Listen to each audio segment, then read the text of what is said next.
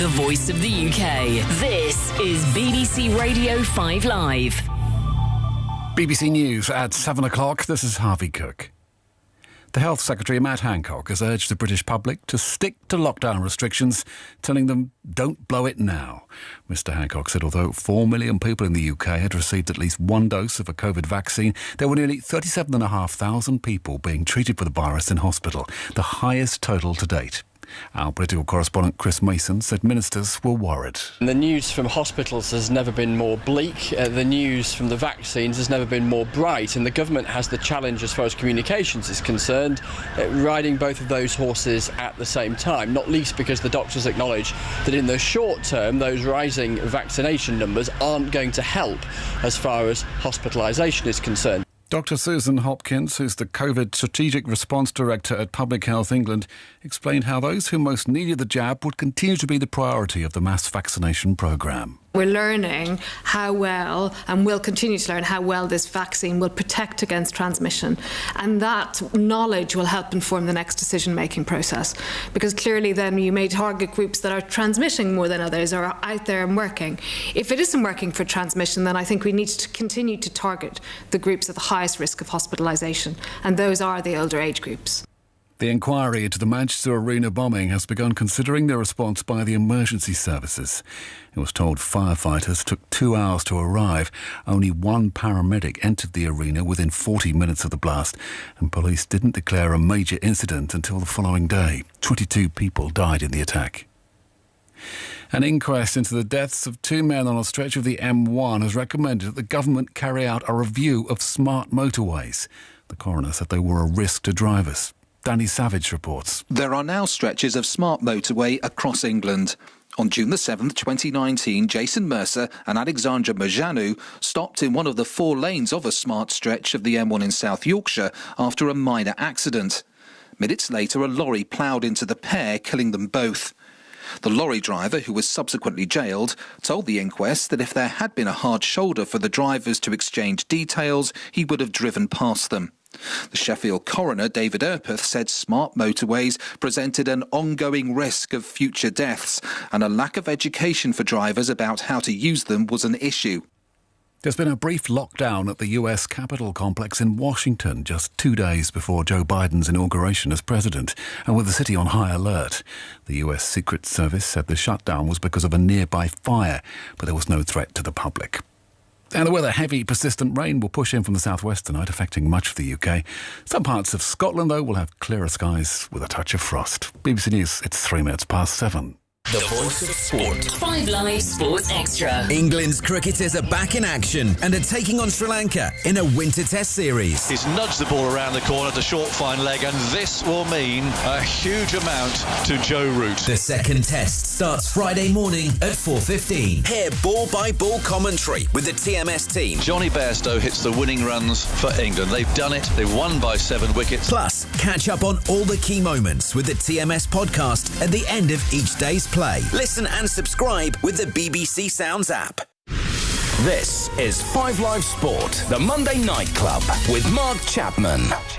Yeah, evening. Welcome to 5 Live Sport on a Monday night. The Monday Night Club with Micah and Chris and Rory on the way very soon. And during that hour, we'll look at why Liverpool are on their worst run of games without a goal for 15 years.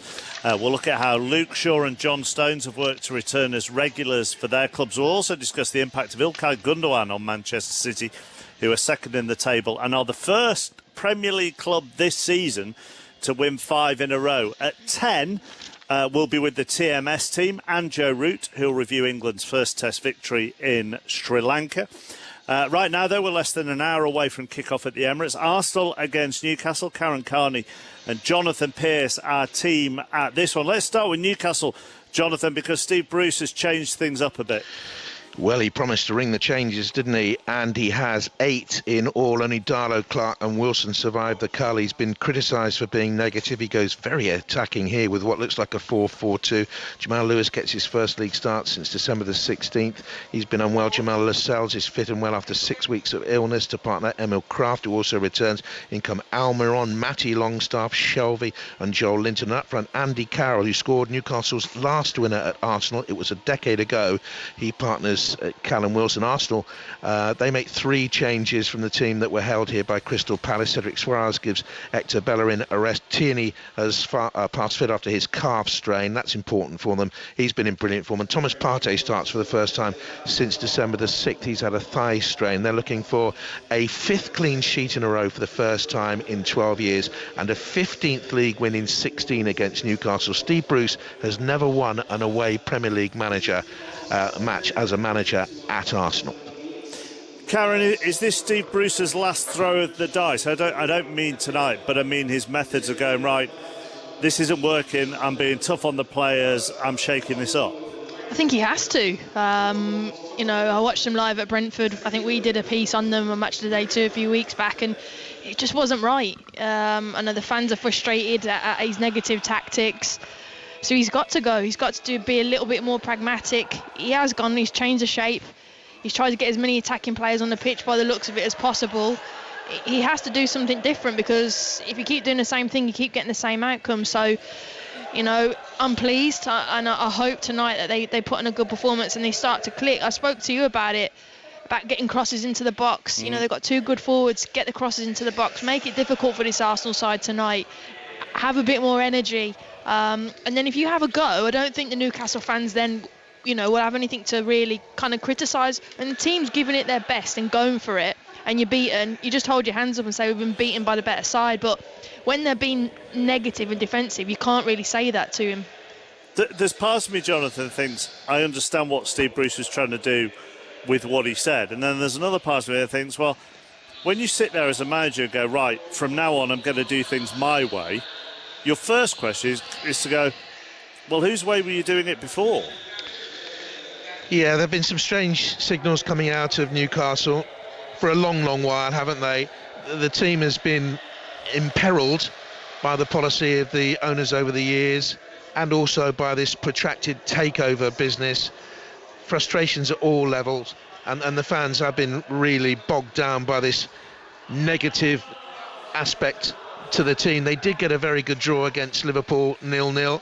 I think it all came to a head last week, chappers, with that very, very negative and very poor performance at Sheffield United in the defeat. It was, of course, Sheffield United's first win of the season, which didn't help, did it? At the start of the season, though, look, they were bright, weren't they? And people were talking about, after that opening win at West Ham United and the draw away at Spurs and the big home win against Burnley, I remember, look, this is an improved Newcastle. They could do something this year, and it's all gone very, very wrong over the autumn and the early weeks of the winter. They desperately need an upturn. I think this team he's picked here today could get something here, because Andy Carroll has an effect on Arsenal defenders. He played really well in the FA Cup tie, I thought, and him and Callum Wilson up front, big man, little man combination.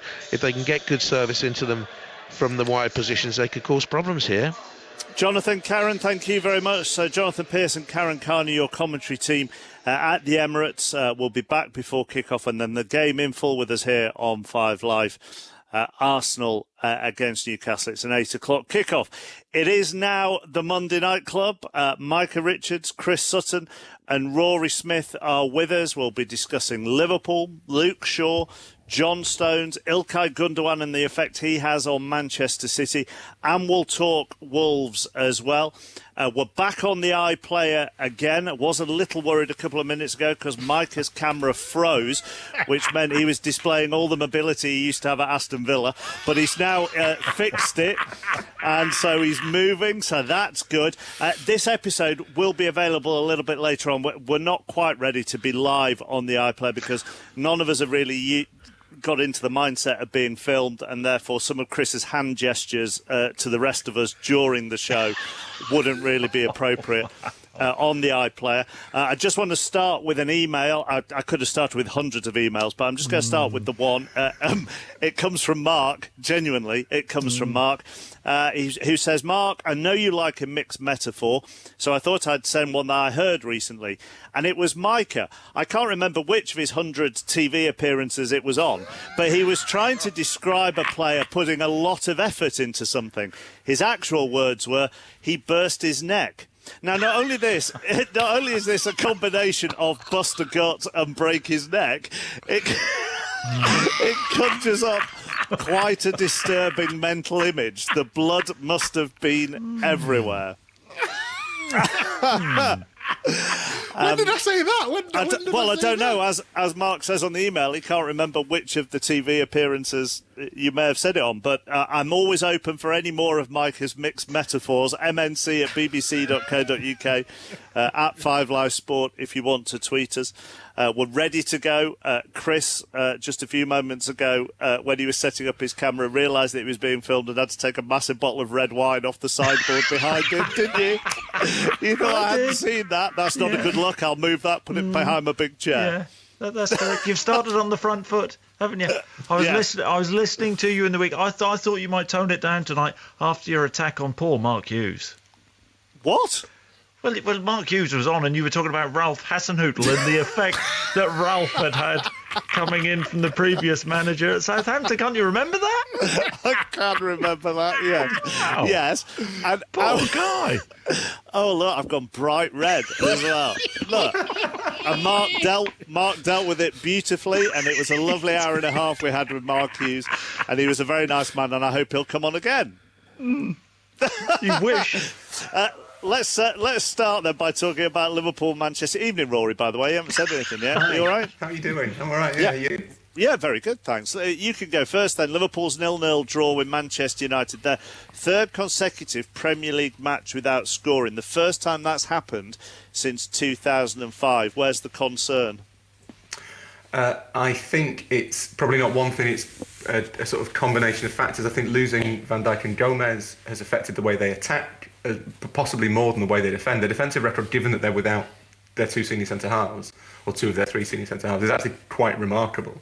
But certainly seems to have dulled the attack. I think Trent Alexander-Arnold is missing being the outlet for Van Dijk. I think the fact that Fabinho and Henderson aren't in the midfield has altered the kind of makeup of the midfield, which has stopped that ticking over quite as nicely as it did. The fact that they're clearly slightly less certain about their defensive line as they would be if Van Dijk and Gomez were there has meant that the whole team's playing 5-10 yards further back, which means the press isn't as effective, which means there's not as much space to attack. It means that Salah, Mane and Firmino, none of whom look like they're particularly at the top of their game, are facing well-organised defences rather than kind of fractured and broken defences because of the effectiveness of the press. And I think they're trying to fix it all at a time when they're still without three, four first-team players, and there's a game every 3 days, and it's not ideal, to be honest. Micah? It is difficult. I agree with what Rory's saying. I really do. When you've lost Gomez and Van Dijk, you've got Fabinho and Henderson playing centre back.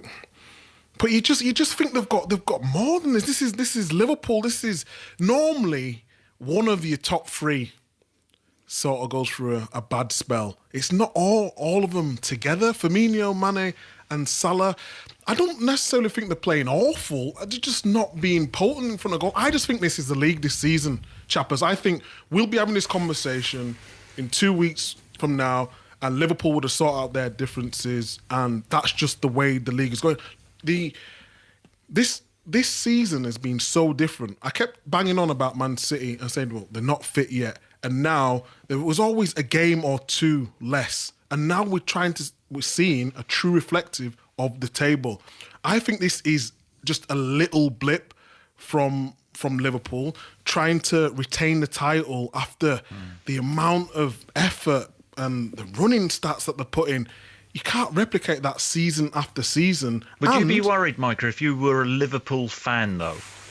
I wouldn't be worried, no, because they've not been at the levels of last season and they're still amongst it. If they was 10 or 15 points behind Man United or Manchester City, I would be worried. But we're in January, they can go and spend. And I think every top team goes through a bleak period, and I think they're just having that now. It's worrying, of course it's worrying, but they're still in it. Whether the second or third in the league, 3 points off the top, and 3 points off the top. We're not talking about 7. When Man City won the league, when Man United, the season in 2012, they were 7 points ahead, and then I think we went to 7 points ahead, and then we ended up winning. So it can change. I think 3 points at this moment in time. I'm not too worried for Liverpool at this moment. 6 minutes in, Mike has mentioned winning the league. I know that is impressive, even by my standards. I had to slip it in there, Another 5 minutes and it'll be the FA Cup, and then I think that'll be the...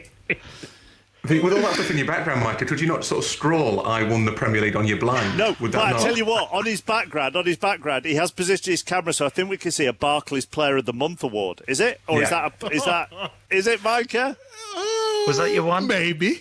Yeah. That must have been a slow month. I just remember, I think it was about 2007. Not like I remember it or anything like that, something like that.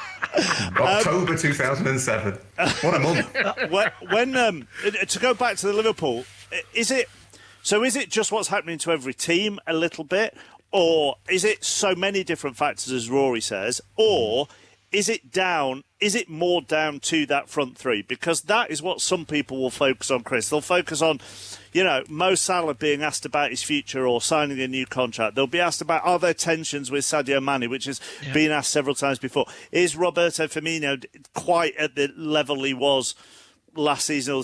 The attacking questions tend to focus on the front three. Yeah, and I think it's natural that, of course, people look at the standards Liverpool have set over the last couple of seasons. They have been so high, and whether the truth is their standards have dropped.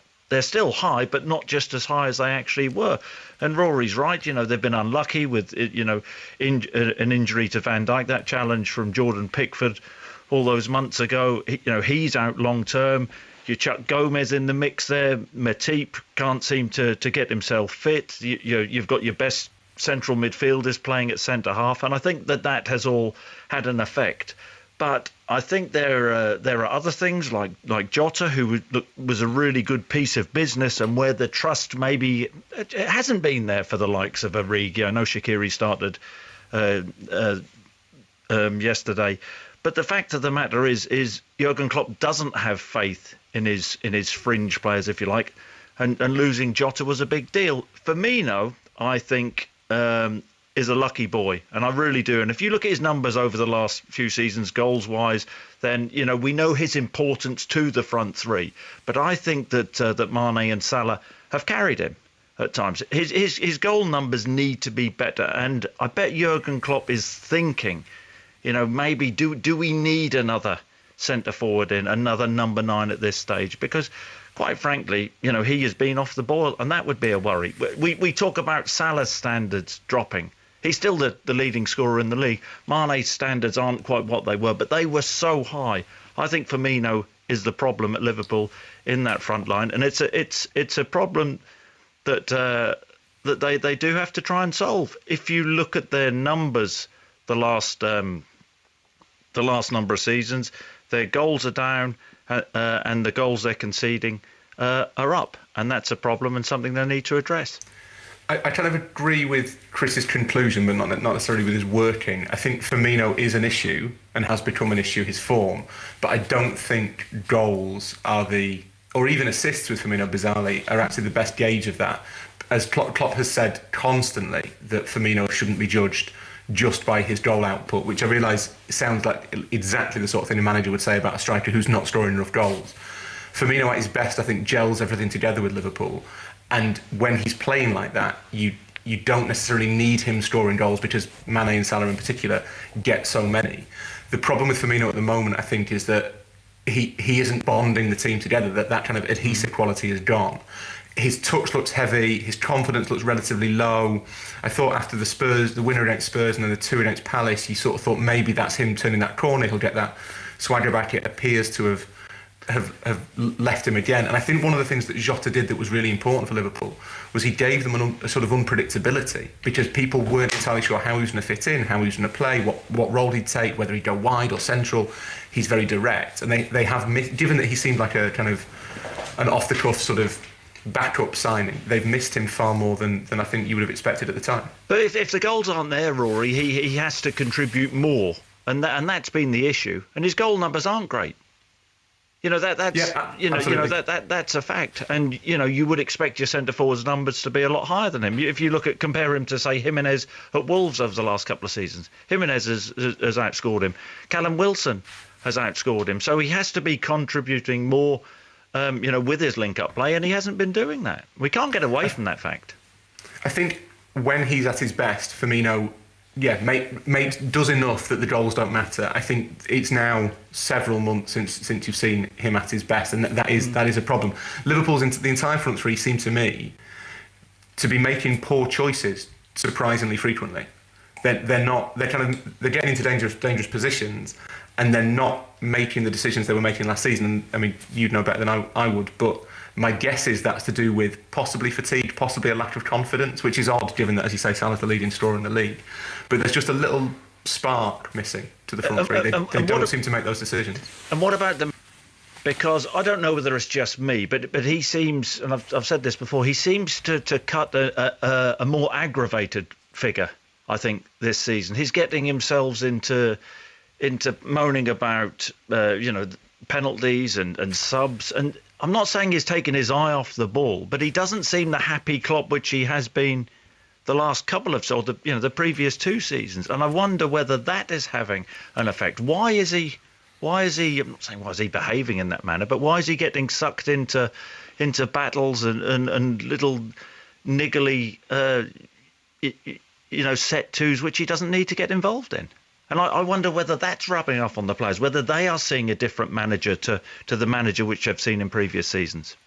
What about the midfield, though? We're talking about the front three, and we talk about Salah, Mane. Chris has mentioned his numbers there, Firmino not, but surely you've got to score more goals from your midfield as well. I think that's the whole problem. We talk about Spurs, and we say if Kane or Son don't play well, then where's the goals going to come from? And I know Ndombele scored a wonder goal the other day.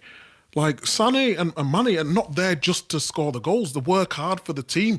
I think if Firmino, we know Firmino is not a goal scorer, so... It's a centre forward, Micah. I know, but he plays more the 10 role.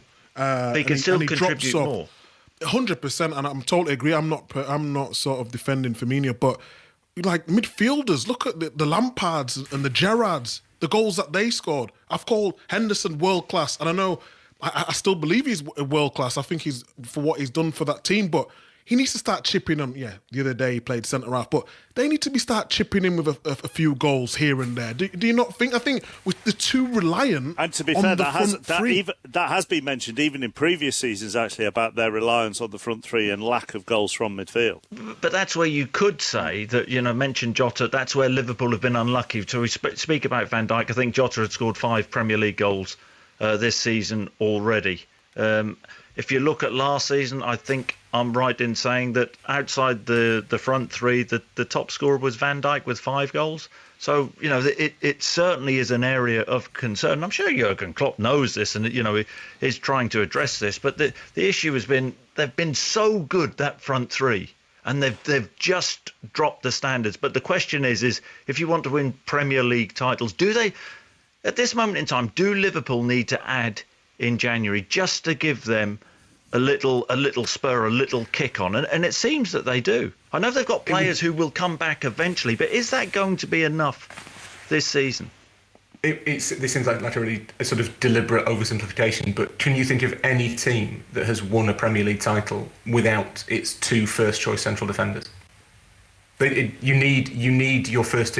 This is not meant to kind of diminish the achievement of winning a title, but very rarely do teams win titles when they have a lot of injuries. It just doesn't happen. You might get one, survive it. Keane in 98, that Keane was out for 4 months, 97 maybe, and United still managed to win the title. If you're without 2 of your first team players, really, for 2 of your kind of core players in your spine for more than half the season, it's a bit of a setback. I think I can see why Liverpool are saying they don't want to sign a central defender. They don't want to kind of make the wrong choice for the short term benefit, but I don't think they can win a title with just one actual centre half for the rest of the season, especially when, as Chris says, Matip tends to not play every game. Sorry, go on, Chris. Go on. I was going to say, so surely that emphasises the importance of actually bringing another centre half in in January, doesn't it? I'm baffled that a club that has received so much praise for the way that it kind of attacked the market effectively and quickly and ruthlessly didn't have someone lined up on January the 1st. I find that genuinely staggering. Let's move on to from the Liverpool side of things to the Manchester United side of things, and give me genuinely give me a fellow fullback's appreciation of Luke Shaw's performance yesterday, Micah. Wow, sensational! He was. Why? He was brilliant because he knew he was going to be up against, one of the world's best players, and not only did he keep him quiet, but it was his energy. He was forcing him the other way, making him chase him as well, as daft as it seems. And like Salah is such a, honestly, he's a top player. But Luke Shaw, it's almost like he studied his game and he studied his movements. And if he goes there, I'm gonna turn my body this way. Like he was. Like Luke Shaw, he's had so much stick over the years. And I've always said he's got something there, but he needs to do it, and he needs to do it in a big game. And he did it in a big game. And he fully deserved man of the match yesterday. And I know people might say, well, Salah's not in the best form of his life, but you've still got to do it. And his positioning was brilliant. The way he received the ball. He was United's best player going forward and defending as well. And I feel he got Man United up the field. I was critical about Man United yesterday because they just dropped too deep in the first half. I mean, that sort of players on the pitch, you had Pogba sort of playing on the right, like trying to track Robertson, which I found quite bizarre. There was certainly a lot of clips where if Liverpool would have scored, he could have got dug out. But I just thought if there was one person who was going to do something bright for Man United yesterday, and it was Luke Shaw, and he deserves that. He deserved that. Is it Solskjaer's man management? Is it Shaw just reaching the age where if it doesn't happen now, it isn't going to happen? Is it having the signing of Tellez coming in to provide genuine competition for him, no matter how well Brandon Williams did last season? Is it maybe a mixture of all of them? I think it's a mixture of all of them, but I think he's fit now. How many times has he picked up little niggling injuries? You don't understand. Once you get an injury, chappers, like it takes so much time to get back to the level you was at before. When Southampton signed him, they knew what they was getting. He didn't set the world alight, but they bought him because he had something special. The only thing I didn't like about Luke Shaw when he came is he used to get down forward really well, but his assist wasn't that great, but he had great energy. But now he's improved his defensive side of the game. And I think I've talked about Ole Gunnar Solskjaer so many times. When people was giving him stick, he's done an incredible job at Man United because he's brought that team spirit back. For all when everyone was throwing stones at Man United, look at the group, the hugging after the pitch, and it really seems as though Luke Shaw's he looks confident now.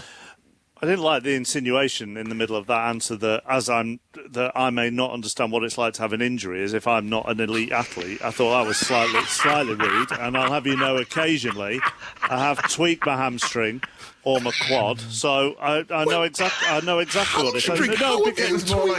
How have you tweaked your hamstring? Playing football. Putting the bins out.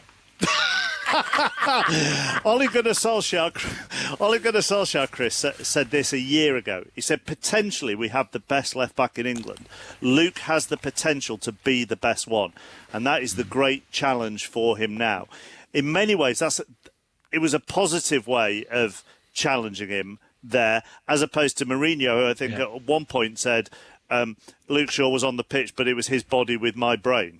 Yeah, and I think you've nailed it there, and Micah nailed it in terms of I think the Manchester United players like this manager, and I think this manager is in Solskjaer. The players really do respect him, and I think he's so underrated as a manager, Ole Gunnar Solskjaer. You think of where United were a year ago and to where they are now, and the togetherness. And the way they actually play, they are, as the first time yesterday, and I know it's a 0-0 and everybody says it was a ball draw, but I actually genuinely think that Manchester United now are title contenders. And just on Luke Shaw, there was a moment in the second half, wasn't there, which I think summed his performance up, when Mo Salah got the ball, 1v1 situation, and you're thinking Mo Salah is going to drive at him here. Perfect opportunity, brilliant player, which he's been over the years in the Premier League. And he turned round, Mo Salah, and he didn't want the duel, and he passed the ball back 20 yards. That said everything. Shaw was in his head. Shaw was all over him. He didn't have the confidence or the courage to go at him. And that speaks volumes for Luke Shaw. And I also think you made the point about Tellez coming in. Maybe that was the kick up the backside, the competition which Luke Shaw has needed. And we know he's had massive injury problems over the last couple of seasons. But fair play to him. He just needs to keep that consistency now. He set his standards. We knew, he always was a talented player. He just needs to keep it going now. But Solskjaer, once again, getting the best out of one of his players. Do you think belief is part of it as well? That, as Mike says, we shouldn't forget that. Luke Shaw basically lost 2 years of his career to injury, and especially if you factor in the kind of having to come back from the injuries as well as the injuries themselves. But then you have a manager who clearly doesn't really believe in you. Mourinho saying it's his body and my brain. Shaw seems to me over the last year to have started to believe in himself again a little bit more. He seems to have. There's more kind of like a puffed out chest and a bit more kind of swagger to what he's doing. He seems a little bit more kind of, what's the word? Yeah, confident in himself. But it helps. That's credit to Solskjaer. Exactly. It helps when the manager actually thinks something of you and doesn't publicly berate you, comes out, talks you up, and gives you confidence. And you can see Luke Shaw actually wanting to repay Solskjaer for that faith. I think I get that, don't you, Micah? Yeah, I totally agree with Chris. I think, and I keep talking about, I think the modern day player, they thrive off that confidence, don't we?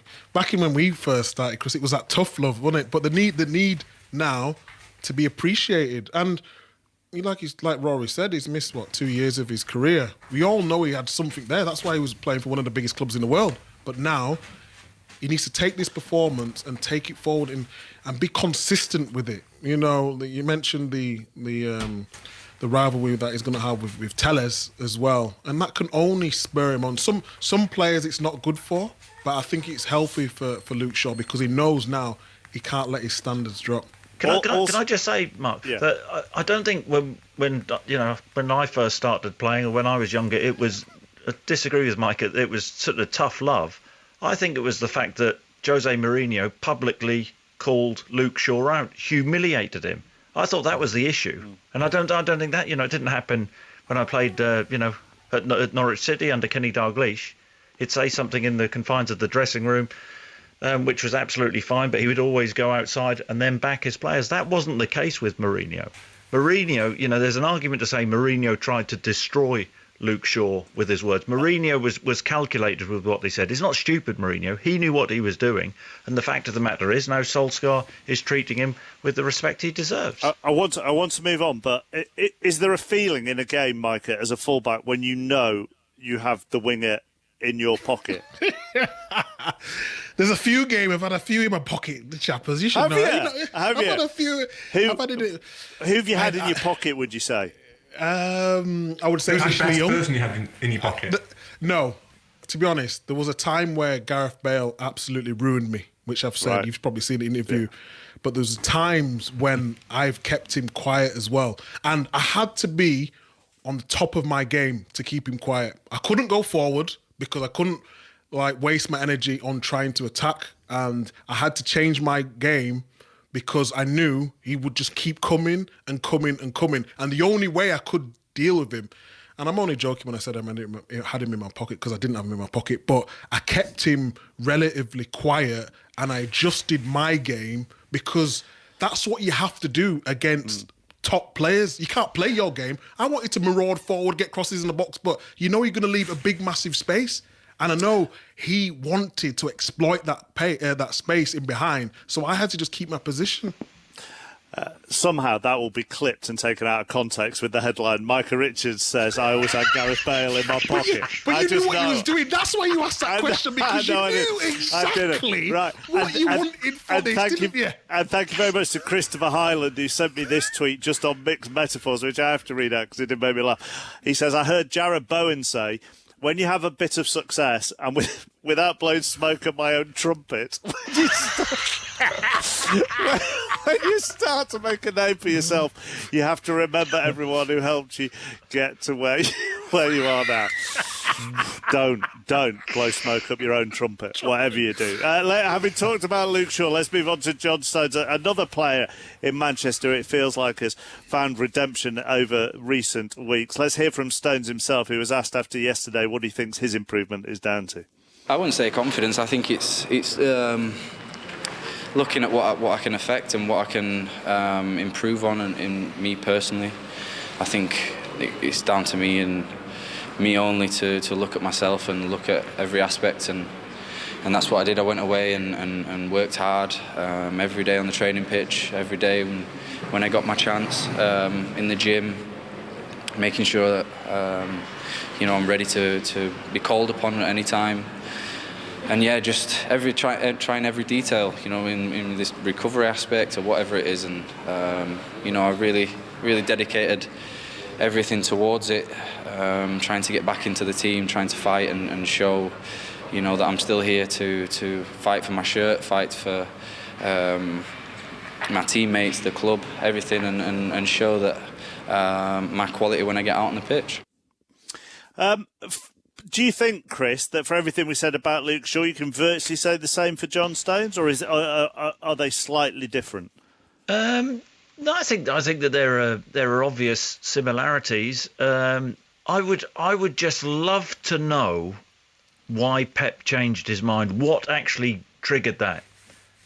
Because the fact of the matter is, I think that we look back over the last couple of seasons, and I personally thought John Stones would be surplus to requirements at Manchester City, simply because he wasn't playing in the big games, wasn't playing anywhere near regularly enough. So what changed? And John Stones, must have realised that. He must have knuckled down. He, spoke about going into the gym. He actually does look slightly bulked up, Mike. I don't know what you think, but there does seem, he does look a little bit heavier, a bit stronger, but is not playing at centre-back for Manchester City about decision-making. We've always known his composure on the ball. At this moment in time, and again, we don't want to go too early, but that partnership with Diaz, I don't know whether Diaz has given him confidence, but him and Diaz seem to be making the right decisions at the right times, and that must have been the difference for Pep, because before he didn't seem to trust him. He certainly does now, and Manchester City, because of that pairing at the back, now are looking like strong favourites for the title because of that. I mean, just when you actually look at City, they haven't had a centre forward playing all season. I think Jesus has scored 2 Premier League goals, and they are still winning, and that's all going to come. It's like they're warming up, City, and just going through the gears now. And but a big part of that is that centre half partnership, and down to John Stones. I'll let Rory come in next, because I've talked about John Stones so much, and it's easy to talk about it when things are going well. I was talking about it when things are not going so well. So I'll let Rory give his opinion on John Stones.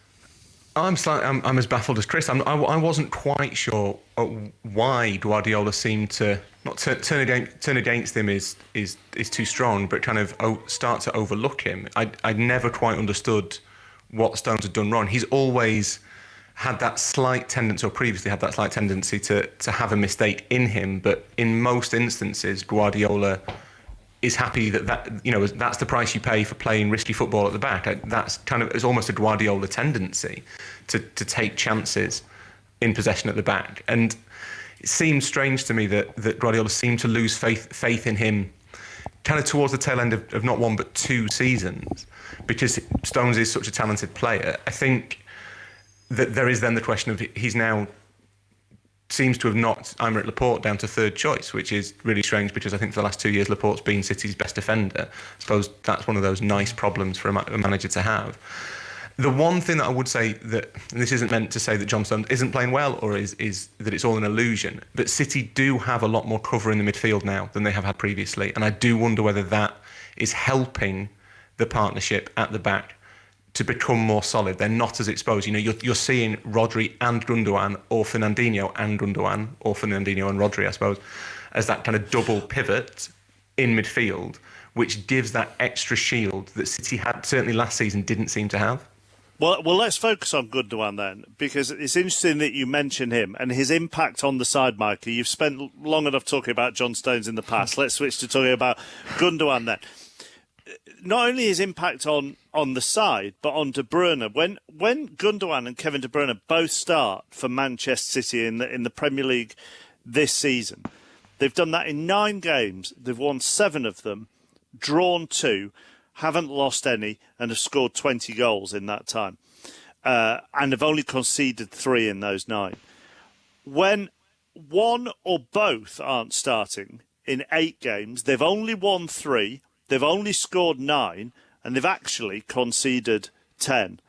So Gundogan's presence seems to affect City both defensively and offensively, Micah. Yeah, he's an underrated player. I think it's always been difficult for him because of Fernandinho. Fernandinho's always been the number one. Then Rodri came in, and then Gundogan would sort of just fill in when he could. But he's got a lot more to his game than just a holding midfielder. He can score goals, he can create goals. If you look at his timing of his runs into the box, he's very intelligent as well. And he's a team player. Sometimes, I've been critical of Rodri in the past just because I feel like sometimes he doesn't make that killer pass forward. It almost goes side to side. But Gundogan affects the game, and I don't understand why he doesn't play more game. And I know he's had a few injuries and whatnot, but he's a player who he's a German international. You don't play for Germany if you're not a good player. But I think they need a role for him within the team. Like Rory mentions about... Has he not got a role within the team, though? Yeah, but the two, Rory mentions 2 pivots, and I think that's actually a really good point that Rory picks up because, if he plays one pivot, it's going to be Rodri, isn't it? And then more time, now with the resurgence of the form of Bernardo Silva, it's put him in there, and it's going to be Kevin De Bruyne. But now... I think the need to I won't say build the team around him, but find a place for him in this team, because it's not often nowadays. Normally you're either a defensive midfielder or you're attacking. Gundogan can do both, but he can do them both effectively while keeping the ball, while pressing as well. So to have them two together, talk about Man City's form, I think now they're just starting to, the cogs are starting to turn at the right time, and now we're finding out Foden really has to start. Now Gundogan has to start. Kevin De Bruyne, people like Sterling who were guarantees in the team last season and season before, they're not guarantees anymore. So I think the emergence of Diaz and Stones, their partnership is able for Pep to sort of look and see what else can I need to do? Because the midfield was a mess. The midfield over the last probably 8 months has been a mess. It really has. Not really be able to, like Fernandinho and Rodri not really working together. But Gundogan now, and it's not like they've had to go out and buy someone. He's already been there, but now he's fully fit, and he looks in great shape. And if they're going to, challenge and win the league, Gundogan will play a pivotal part in that. I think that what he does, maybe more than Fernandinho, it's harsh to criticise Fernandinho for anything because he's been such a fantastic player for so long for City. But he's 36 now. He's not quite got the legs that he did. He's probably still got better legs than me and Chappers, to be fair. But obviously in March days, that's because of injury.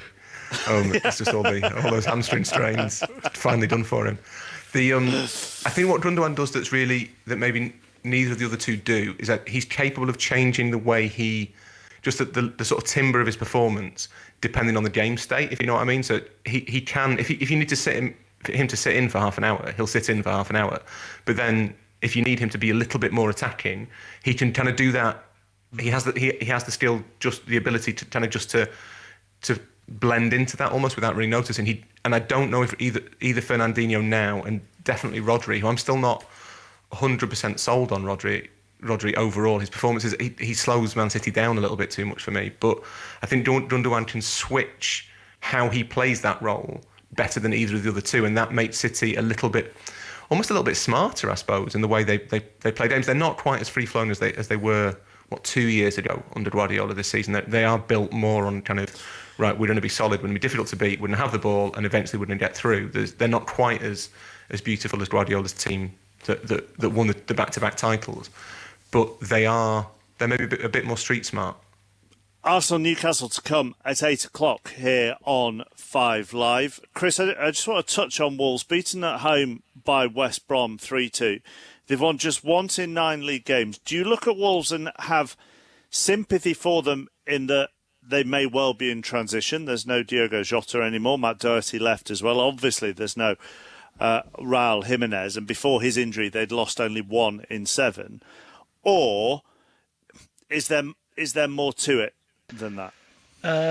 I think at this moment in time, you'd have to say poor planning from Wolves, because the last 2 seasons they have, in my opinion, they have overachieved. 2 7th-place finishes. If you look at the bulk of the goals, nearly half the goals have come from Jimenez and Jota over the last couple of seasons. So when you let Jota go, they took a chance on Fabio Silva, who may turn out to be a brilliant piece of business.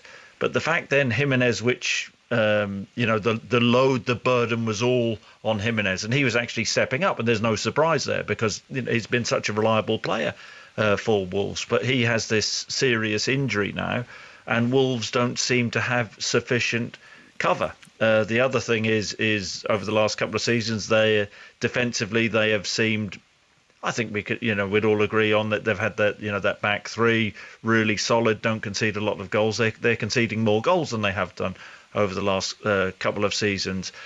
But the fact that they have overachieved in the last couple of seasons, when they've fallen away as they have done this season, of course it's letting their standard slip. But I certainly think that you ask Nuno his feelings at this moment in time, he would have to admit that they've made a terrible error in not replacing Jota adequately and not having enough cover in that centre forward role, because they were the key. Although hang on, Jota they would say, well, hang on, we've got Podence and we've got Neto, and actually they've performed okay, haven't they? But okay's okay. We're talking about a team who were finished 7th, where the bulk of the goals came from. You're talking about Podence and Neto. I wouldn't call them actual goal scorers. I would call them more of a creative type of player and assisters, if you like. I think Jota could do a bit of both, where Jimenez was the ultimate finisher, a really good number 9. So I think that's the issue. If you're going to sell players, you have to try and replace them. Or if you want to go down a different route and play a different way, then they're missing out on goals this season. They aren't scoring enough goals, and that's their biggest problem. Now, Fabio Silva in a year or two, that may end up to prove a masterstroke. But when you finish 7th, as they have done in the last couple of seasons, you look at them now, you think they've not got a cat and hell's chance of finishing 7th this season. Not that they're going to go down or be in any relegation trouble, but if you're a Wolves fan, you'd be slightly disappointed with performances this season. What about Chris when he took Cody off as well? I don't know if you've seen that. He took the skipper off, and I know he wasn't having the best of games, but I don't know if that was the right thing to do. Does that feel very significant? Does that feel significant to you then, Micah? It does, because it's sort of, yes, we can all have a bad game, but Cody has been so reliable for him, since they've been in the Premier League. And it's almost like it was a statement to say, you rarely bring off your captain unless he's injured or unless he scored 3 own goals or some, and I just thought... Why can't your captain be brought off, Mike? If I'm in the same team and he's having a stinker and everybody else can be brought off, why can't the captain be brought off? No, I just feel like it was surprising. Like you see Wolves and you see everything is happy there. They seem like a real happy camp. And then when I seen that, when you see cracks starting to appear, Chris, you know what it's like. Sometimes things that don't normally happen starting to happen. You see all the, they have the big hugs, Nuno and his crew whenever they score a goal. And then next minute you're taking off your captain, but Cody's his face, he sort of said it all. It painted a picture that there's more to than just what's happening on the field. I know they're struggling. If you miss it, Jimenez, we know how good he is. He's quality, and I do like that Fabio Silva. He's a top, but he needs time. Neto and Podence, we've mentioned, like you said, I think they're more creators. And I think what's significant, they've been playing as a back two as well. I don't know if you've noticed that a lot of last season playing. You could pretty much pick their team back three, and everyone was. They knew their jobs. Obviously, you get rid of Jota, you get rid of Doge, they brought in Semedo, but it just the balance of the team at the moment just doesn't seem right. It's like, are we playing a 4 at the back today? Are we playing a 3 at the back? And like you said, is that because he wants to be more creative by switching systems? What it does tell us is that Mike is absolutely bang on. In the last couple of seasons, it was always back 3. So he had confidence in that system. The fact he's changed tells us that he's uncertain as a manager. And just on the substitution, it is very unusual, Chris, if your captain is a centre-half, to bring off your central defensive leader off. It is unusual to do that. Maybe, but I don't... Honestly, I couldn't care less. If I'm... I think everybody's equal. If you're having a shocker, you get taken off, and if you're the captain, just get on with it. It wasn't his best performance, but it's up to Nuno if he thinks something's wrong. Your captain can't be exempt from being taken off. I think it sends a really good message to the dressing room. I totally agree with you, but we all know the way Cody plays, he's more suited to a 3 at the back. So if you're going to play him at a two at the back, then surely you've got to take a little bit of that criticism. Well, you're playing him in a 2 and he's getting exposed when playing in a 2 is going to expose the way he plays anyway. So he's got to take a little bit of responsibility for that as well, Chris. I want to move it on to our game this evening. If you are watching on the iPlayer, you will have seen Rory for the last 3 minutes wondering if his dog had taken his connection out because his dog wandered in and then he couldn't hear us any longer. You did think your dog had done something there. The dog has been trying to escape for like 40 minutes and it's been really stressing me out. And the dog eventually, I think on purpose, disconnected my little box that connects me to the call. I think he's been like, no, this is... He doesn't... Do you know what? Ironically, doesn't want to talk about Wolves. We're going to talk Arsenal-Newcastle. Jonathan Pearce and Karen Carney are at the game for us. Before I bring them in, everything that's happening at Newcastle at the moment, Rory, goes back to quite a lot of the discussions we have had across the last 6 weeks on the Monday Night Club about what fans want from their football team. Yeah, and what fans ultimately want from their football team, and Newcastle are the perfect example of this, is for that football team to mean something. And what's very, very apparent about Newcastle is that within the upper echelons of the club doesn't mean anything to them at all. Mike Ashley wants rid of it. If he can sell it for the right price, you don't get the impression that anyone there has any kind of overarching vision for what this club could be. They're not preaching a specific style of football. They're not. It sounds stupid, but they're not kind of shopping in one specific transfer market and saying, look, we're the first port of call for Swedish players or Belgian players or Uruguayan players or whatever. There is no kind of thoughts, there's no plan. They're just a club that is existing to exist. The plan's to stay up, Rory, isn't it? That's the plan, however they do it. Would you be happy if you were in Steve Bruce? That's not enough anymore. No, but also as a player, if you were in Steve Bruce's squad, would you be happy with what he said in the last week publicly, bearing in mind what we said about Jose Mourinho and Luke Shaw? I think it's absolutely, I think you're absolutely right. I think when you come, and it's actually, and I may be wrong here, but it's actually unlike Steve Bruce to come out and really get stuck into the players publicly, and of course that can have an effect, and the players will, they'll know what's gone on in the newspapers and the fans' perception of the way the team plays, the style of play. So yes, it's a massive risk, and I think he's gone attacking tonight, but that could have its consequences as well. He's on borrowed time, Steve Bruce. It's not going to last. The fans have never liked him.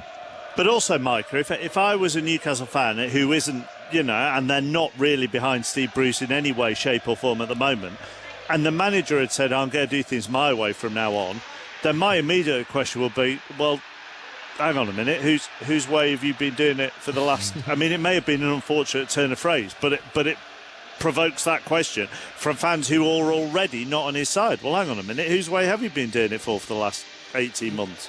Yeah, it's almost like you got restrictions on what you want to do. And, you know, when I talk about Steve Bruce, I'm talking about because I know him personally, and he's a lovely bloke, but maybe it is time for him to change. Maybe he can't change it round. I'm always of the opinion that managers can change it round. They can work hard, but I just think no matter what he does, they're not going to be happy. That the football that he plays is not good enough for the fans, and he's not going to change that because he's not got loads of money where he can change it round and play some expansive football. So I think for the best for him and the best for the fans, maybe it is time for him to have a change, because he can do no right. He's talking about this week, he's going to do it his way, but like surely he should have been doing it his way or being allowed to do it his way from the start. So the whole thing is just bizarre. And I think the first time I agree with Chris. Oh, wow. And very quickly, Rory, because the teams are coming out, and that seems a very appropriate place to leave it, because Micah needs to go away and have a word with himself, really. Think about what just happened, Micah, you are better than that. I know, he's talked some sense for once. Do you not think saying doing it my way is just a PR thing, though? It's just that there's an element of desperation about that. In fact, there's a whole different version of things that I can do. If I just really be myself, that really strikes me as being a last throw of the dice from Bruce, to be honest. Rory, Micah, Chris, Rory's dog, thank you very much. This is available as a pod a little bit later on via the BBC Sounds and the Football Daily, and very shortly it will be up on the iPlayer for you to watch. So if you haven't listened to all of it, it will be there a bit later, but you'll want to listen to the football first and then watch this a little bit later on. We haven't really touched on Arsenal at all, Karen Carney, have we? Who could, unbelievably, if they win this, be 6 points off Spurs, who are 5th. It's crazy. Who would have thought a month ago we would be saying that? To be fair, who would have thought a month ago that Michael would be agreeing with Chris Sutton, but stranger things happen, right? So, fair play to Arsenal. Have turned a corner, put the young kids out. They're looking great. Lacazette's looking really good. Aubameyang now is getting on the score sheet. They've really turned a corner, and for Arteta, he just keeps hoping now that they keep pushing on and pushing on. But it's an exciting team. He's got some very, very good young players who've watched for a while now in the Europa League. And now he's let them go. And Smith Rowe again playing in the number 10 pocket, doing really well there, making that position his own. So I'm excited to see them tonight. That's what people have said for a while, Chris, wasn't it? Play the young lads who've been doing well in the Europa League, and some of them have risen to the challenge. Yep, absolutely. I think that Mikel Arteta just went. I'm not saying he went for broke, but had faith in them, and that's transformed their season in many respects. Had it not been for them, it's questionable whether he would still be in a job. Tierney has always stood up all season, but the likes of Smith Rowe, I think, have transformed the team. His energy, Saka has been absolutely brilliant as well. So it's a root from Mikel Arteta. OK, the teams are out, as I said, at the Emirates. Last time Jonathan did a Monday night game with us, he had Chris alongside him. He then sent an email to the bosses saying, can that not happen again? So Karen alongside him at the Emirates for Arsenal against Newcastle. Yes, major difference tonight. It's Casey and the Sunshine Band here, as opposed to JP and the Groaning Grump. But anyway, he'll get his own back on me, don't you worry. Everyone watching there, Chris Sutton, wonderful person to work with and a great human being. And it's Arsenal against Newcastle here tonight at the Emirates, and whether it's his way or whose way we don't know, but certainly Steve Bruce has seen his way to make 8 changes tonight to his Newcastle United side. Only Darlow, Clark and Wilson survived the cult. At Arsenal, they've made 3 changes from the team held here by Crystal Palace. Cedric Suarez comes in, Kieran Tierney is past fit, and Thomas Partey starts for the first time since December the 6th. Tobias not in the squad tonight, neither Maitland-Niles. So it's Arsenal who will kick us off and underway. We've had a temperature plummet over the last hour, I would say. We've had rain as well. That seems to have eased up. Very difficult to see the night sky from where we are. We're fairly low down, about halfway between the halfway line and the right-hand side penalty area at the new-style clock end of the ground. Herbert Chapman's famous clock that was put in under his instruction to Highbury just up the road. And we're almost ready to go, but before we get going, of course, David Coote, the referee, will blow his whistle, and the two sets of players from Arsenal in the red and white and Newcastle in the black and white striped shirts will take the knee in the continued battle against racism and all social injustice everywhere. Arsenal going for a 5th clean sheet for the first time in 12 years and a 15th league win in 16 against the Newcastle side. Bereft of ideas recently, shy of confidence, but they could get their season kick-started here with a famous win against Arsenal. They've got a terrible record against them. The two sides then for you: Arsenal with Leno in goal, a back four of Suarez holding Luiz and Tierney, Xhaka and Partey holding in the midfield, Saka, Rowe and Aubameyang, and Lacazette furthest forward for them. Newcastle United, Darlow in goal. Then you've got a back four of Kraft, Lascelles, Clark and Lewis. In the midfield, Almiron, Longstaff, Shelvey and Joel Linton as Arsenal attacked on the right-hand side. A break-off momentarily. It's headed away by Newcastle United to the edge of the penalty area. Shelvey strokes the ball up to the front two of Wilson and Andy Carroll. Wilson has it now, and it's with a pace on the right-hand side, searing pace it is, of Almiron. He got there first and crosses into the box, and it's easy for Bent Leno to make the save. What do you make of all the changes, Karen? I think it's good. In terms of Newcastle, I think he's got to do something. I like the fact Carroll's up top. I think he's made a difference. He makes a difference. I think they can get it up to him. He can hold it up. Wilson were running behind. Almiron and Joelinton get crosses into the box. We saw them in the warm-up doing a little pattern of play with Kraft as well, getting crosses in, and Lewis at left back. So that's their plan today. Get the ball out wide and get crosses into the box, which I think will suit given the forwards they have. Effective Andy Carroll back in the side as well, galvanising for them. He had 9 of their 12 shots in the recent FA Cup defeat. Here he's the last player to score a winning goal for Newcastle away against the Gunners, November 2010. And it is a proper old 4-4-2 for Newcastle United. Luiz picks it up now with his curly hair and away then towards this near side. Granit Xhaka has it a yard in from this near touchline. 5 Live as we bring you Arsenal against Newcastle exclusively tonight. The shouting you can hear in the background is predominantly from the Newcastle substitutes who are down in front of us, no more than 20 feet away from us here, as John Joe Shelvey has it then, and out wide it goes towards Almiron. Big chance for him today to shine on the right hand side. We know he's gifted, we know he's a technically very good player, but he needs to show more consistency and productivity in the final third, as it's worked out wide towards that left hand side of the Newcastle midfield. They're still in the Arsenal half, and Shelvey, gifted technical player, but again needs to show more consistency for Newcastle United. They need to get their season up and running, and fairly quickly, because teams below them, Karen, are suddenly starting to put it together. Well, regardless of teams below them, they just need to do it for their own standards and for the fans. Play for the badge, have some intensity, have a go at it, and they do. But it's difficult. Arsenal will have to keep moving the ball nice and quick. Don't get involved in a physical battle with Newcastle, because physically they probably look a little bit superior in terms of height and stature in the team that Steve Bruce has picked. So Arsenal just got to get the ball on the floor, which suits them, move it well, find the pocket spaces. It should be a good game. Yes, it has been a sorry saga for too long, the Newcastle saga.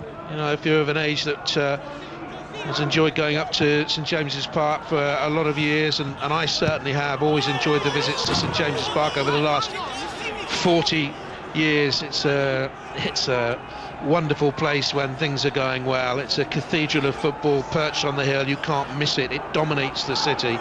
The days of Keegan, the days of Waddle, the days of Rafa, and before that I can remember the wonderful midfield player Green, and I remember Irvin Nattrass, and I remember John Tudor and Supermac and all those players, and Shearer in his pomp, and to see them where they are at this moment in time, it's a rather sad sight. But anyway, it's Arsenal on the attack down the left hand side, and Xhaka wins a throw in. Not long ago, of course, people were lamenting the Arsenal season 2020-21, but they've certainly perked up in recent weeks. And all seems well at the club again. They'll need to win this though.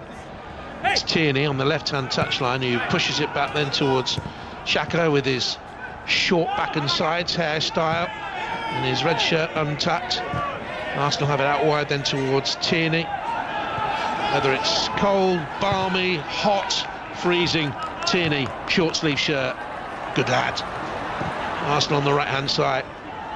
Played out wide then towards Saka, tries a run. What a season he's having. And some say it's his breakthrough season, but I've been privileged, as Karen has, I know, to watch Arsenal's youngsters away in the Europa League for the last couple of seasons. I've covered nearly every game they've had in the Europa League for the last 4 or 5, and to see the kids coming through. Smith Rowe's another one, predominantly used in Europe before he went out on loan. It's wonderful to see this talent coming through. Yeah, Saka was brilliant in Europa League. I think he got the most assists for the team that season, not last season, season before. So, you know, that competition has really had the benefits for Arsenal Football Club in terms of getting the youngsters through and playing. And Smith Rowe now is the latest one to come through, and he's been playing really well. I like his intelligence. He stands in between lines, in between defence and the midfield. It's difficult for defenders to pick him up. He's been brave, and I read recently he's not the most confident of people on and off the pitch, so he's doing well to pretend that he's confident at the moment, because when he has his confidence, he's going to absolutely rock it. So again, I think Arsenal will be hoping that he keeps building and building, because he's a talented lad. Free kick for offside against Saka. Great week of football. If you've enjoyed the Monday Night Club, by the way, in Vision, you can get that tomorrow on the iPlayer. I wasn't asked to take part in Vision. I think it was on your camera before 9 o'clock in the watershed. They thought it was a little bit unsafe.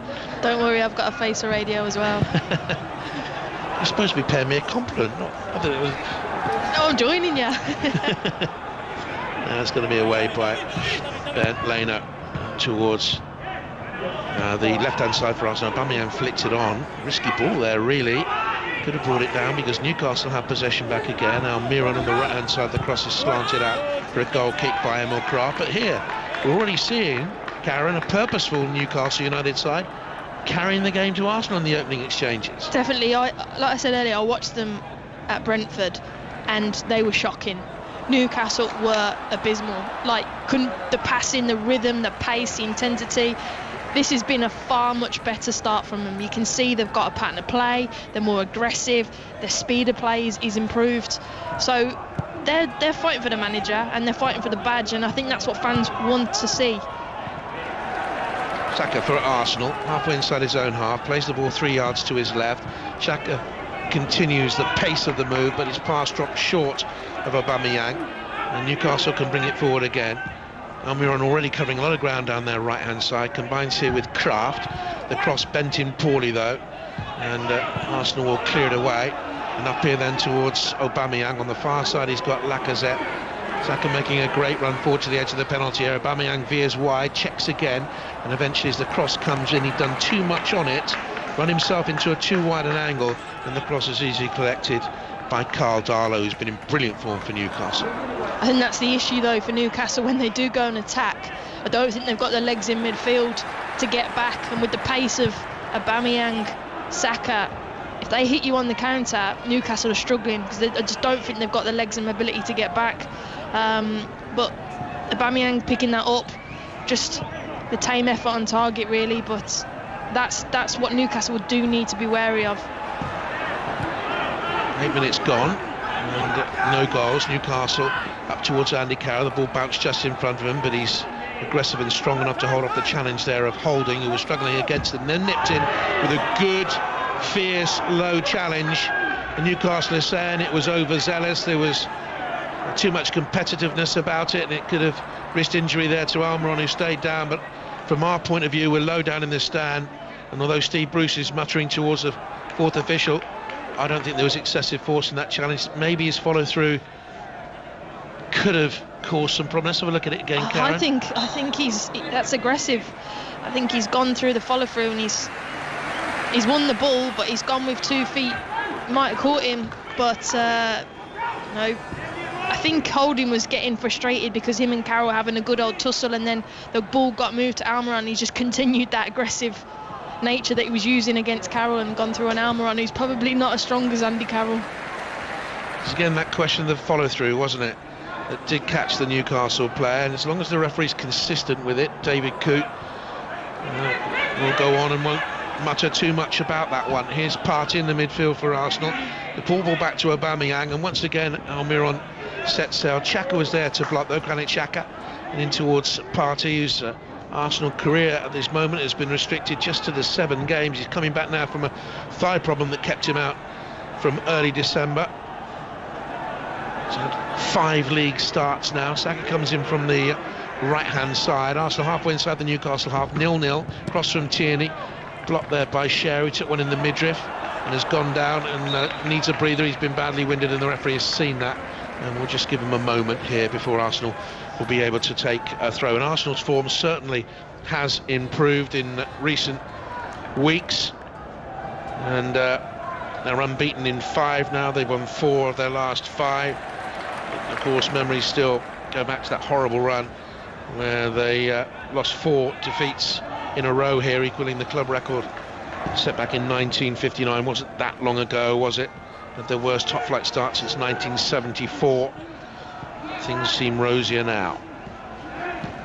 I mean, at the start of the season they couldn't keep a clean sheet here. They went 8 home at league games without a clean sheet. That was their worst from the start of the season since 64-65.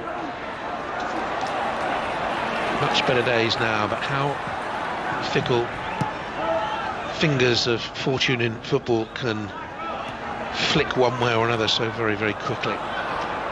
I wouldn't want to say that sentence on 6 pints on a Saturday evening, to be honest. Here's Tierney on the left-hand side, back to Luis. Your overall thoughts so far, Karen? I think Arsenal haven't really found their rhythm yet. I think you're starting to see them build on. The fullbacks and Tierney and Cedric are really pushing on, and they're being brave in that.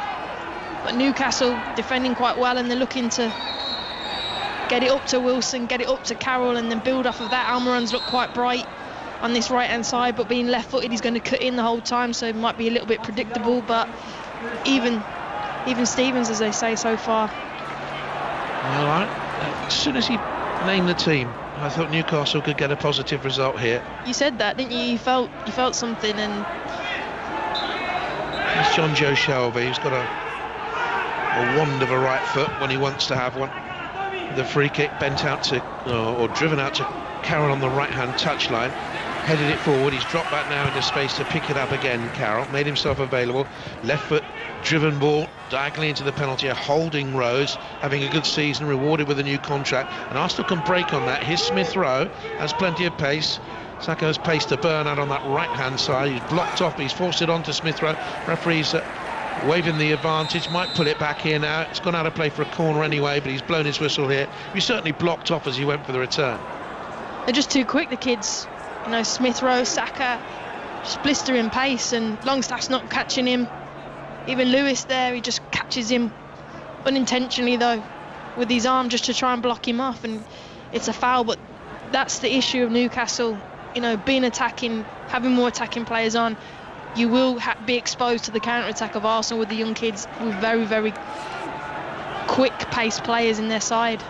And even when they were struggling in the Premier League through the autumn, they had those 6 wins on the spin in the Europa League, and really propelled to those victories by the youngsters. There's a free kick here for Arsenal, and they'll try and bend it into the penalty area now. In it comes, right-footed into the box. Luis was up there, twisted his head, headed the ball out wide. It was bent in by Cedric Suarez, the right-back replacing Bellerin in the side. He's played a major role in that Europa League run as well. And he gets the ball again, a former Southampton player. Arsenal due to go to Southampton the weekend in the Cup if the Saints beat Shrewsbury. And that's a game, by the way, that delayed FA Cup third round match you'll be able to hear tomorrow on 5 Live, 8 o'clock.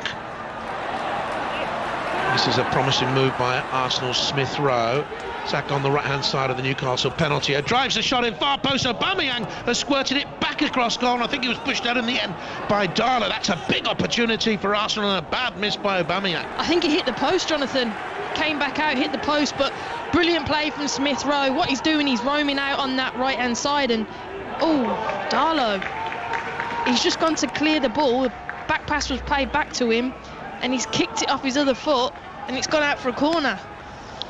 Just seeing that one again. Saka with the ball across the goal, and Aubameyang went back across goal and hit the far post. It still was a bad miss by him. Goalkeeper didn't save it. He saved the first one from Saka, and Aubameyang has to convert from close range. Off balance, it has to be said, though, Karen. He hit the post. For his standards, though, 3 yards out on his left foot, should be scoring that. He should be scoring that. That should be 1-0 to Arsenal. And you said it right. The first save from Darlow was brilliant, and then they hit the rebound. He has to be scoring that, Aubameyang.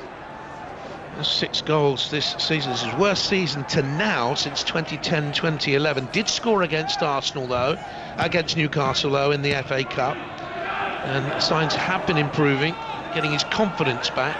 Arsenal's corner came to nothing, but here's Smith Rowe, square to Suarez. And then at the heart of the midfield is Thomas Partey, powerfully built, Ghanaian international. Good player with Atletico Madrid. And they were after him for such a long time, and it's been such a disappointment that he's had his fitness issues here so far. But Arsenal have possession, 0-0 against Newcastle United on 5 Live. Cracking week of football for you here. On Wednesday we have Manchester City against the Villa in the Premier League, and also the Women's Continental Cup quarter-final news of Manchester City against Chelsea. Thursday Liverpool against Burnley in the Premier League, and Friday the FA Cup 4th round. Chorley, who beat Derby in the last round there against Wolverhampton Wanderers, who were the subject of that conversation in the Monday Night Club earlier. Here's Aubameyang, right hand side of the penalty area as Newcastle. So in comes the cross. There's an offside flag there raised against Lacazette, I think, came from an offside position. 0-0.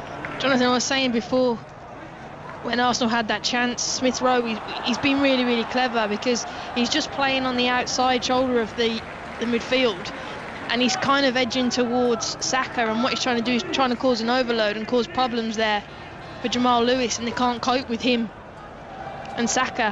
He doesn't know what to do. He's 2v1, so it must be something Arteta said, let's go and exploit down that side. Play as a 10, but play more on that right hand side. A clever player is Smith Rowe. Plenty of time to develop, as well, as Karen was saying earlier. Confidence issues when he first came into the side. I think it was a season before last. He went out to Leipzig on loan, didn't he? And then he was at Huddersfield last season on loan. He's only 20 years of age now. He's a Croydon lad from South London. He started 5 of their last 6 games now. England under 19. Emil Smith Rowe. Big future ahead of him. Immediate future is a goal kick to Arsenal away to our right hand side. That's the end. As we look over there, the Black Lives Matter big banner in the ground is in the far right corner. As we look at, that's where the Newcastle fans would normally be making a lot of noise, and they love their trips down to London, the Newcastle fans, and normally spend a weekend down there if it is a weekend game. Newcastle have had great fortune on this ground in recent years. Arsenal on the attack, right hand side. Kai Saka, cross into the penalty area, headed away by Almiron. Andy Carroll dips his head and challenges with Xhaka. Steve Bruce wanted a free kick for that. I'm not too sure why. Xhaka's foot wasn't high. Arsenal have it. Xhaka right footed ball 3 yards into part of midfield, and Partey slips it over the top then towards Tierney here. Takes on the fullback, forces a throw. Newcastle have lost their last 8 away Premier League matches against Arsenal since that 1-0 victory in November 2010 when Andy Carroll got the goal. And it is a corner, actually. From our angle, difficult to see whether the ball went out of play for a throw or a corner. It is a corner kick to Arsenal then. Saka will take it. Lacazette in the middle. Aubameyang there, Luis is there as well, and Rob Holding. He's been in fine form, Holding. Tries to jog away from his mark. It's taken short. Smith Rowe. Tierney slips it forward. Well read by John Joe Shelby, though he saw the danger of Saka and clears it away to the halfway line. And here's Thomas Partey again. 5 yards in from the left-hand touchline. Square bordered Xhaka. Xhaka, one more pass away towards Cedric Suarez, who has Aubameyang available. He's gone away to that right-hand touchline. 0-0. Down the line it goes then towards Suarez. He's given it away. Poor ball. Very much the understudy for Bellerin, who's amongst the Arsenal substitutes tonight. Gabriel, fit after his COVID isolation. He's on the bench as well. In comes across. It's deflected up and away, and Aubameyang will see it out for an Arsenal corner. Willian's on the Arsenal bench. Pepe, El Neni with it. And Nketiah, Martinelli, fit to be on that substitutes bench for the Arsenal. On the Newcastle bench, Dubravka, Richie, Hayden, and Keogh, Yedlin, Murphy, Hendrick, and the other Longstaff. Younger brother Matty out there in the starting lineup. Corner ball then for Arsenal. And they're huddled around the goalkeeper, and the referee wants a little word with them. All crowded around Carl Darlow. What a good season he's had, though. Carl Darlow in that. Been brilliant. Yeah, really like him. Going to be a corner kick. Eventually it will come swinging in from Bukayo Saka. What a terrific teenage spell he's had at Arsenal. To the far post it goes, looking for David Luiz, cleverly pulling away from his marker. Slipped back by Xhaka, Partey. Now here's Tierney. Well marked, Tierney, so he has to go back to the halfway line. It's all Arsenal at the moment. Newcastle, an adventurous side, a 4-4-2, bold side picked by Steve Bruce, but they can't get into the game after what was a bright opening couple of minutes for them. Arsenal dominating the play. Here's Thomas Partey. Aubameyang coming deep away from his marker, skipped away from a Jonjo Shelvey attempted challenge. Jonjo Shelvey, it's an accidental challenge, he apologised for it. Arsenal out wide towards the right-hand touchline. Suarez got forward, Smith Rowe was over there. And now here's Saka, back to Partey, and a big bending shot as he opened his body, and away it goes, high and over the bar. See what he's trying to do. Absolutely, the idea was right, the execution was wrong. Just tried to open his hip and bend it into the corner, but just over the top. But you can see why Arsenal paid the money for Partey. It's just quality. Been watching him for the last couple of minutes. He offers such stability out of possession for them and in possession as well. He sees passes, keeps it simple. Newcastle can't get near him at the moment, but Mikel Arteta will be glad that he's back in there, because alongside Xhaka got some stability, and it enables Tierney and Cedric to push forward, because they know they've got two midfielders that can hold and do the job. Nearly 200 games for Atletico in his 8 years there. He's only 27. Thomas Partey. Here's Emile Smith Rowe.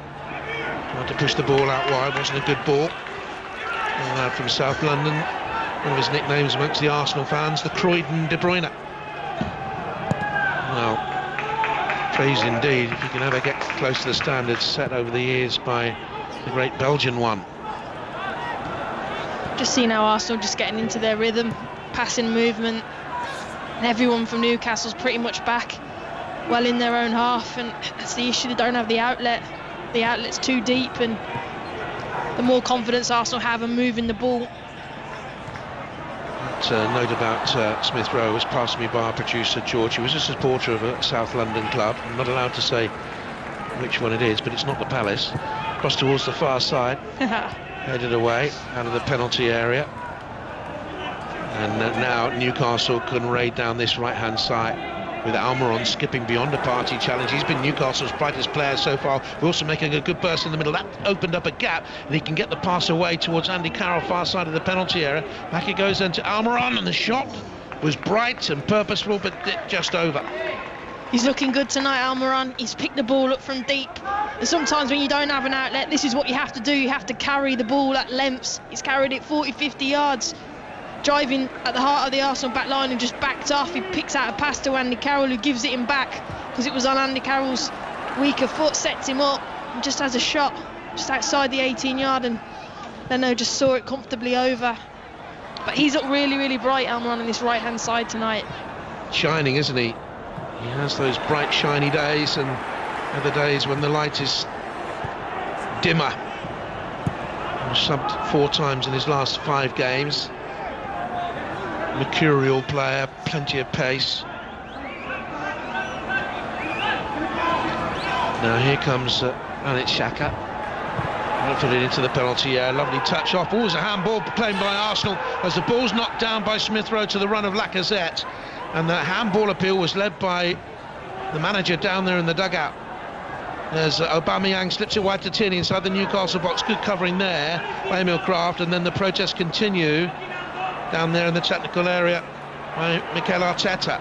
We haven't seen a replay of it. Here we get a chance now, Karen. What do you think?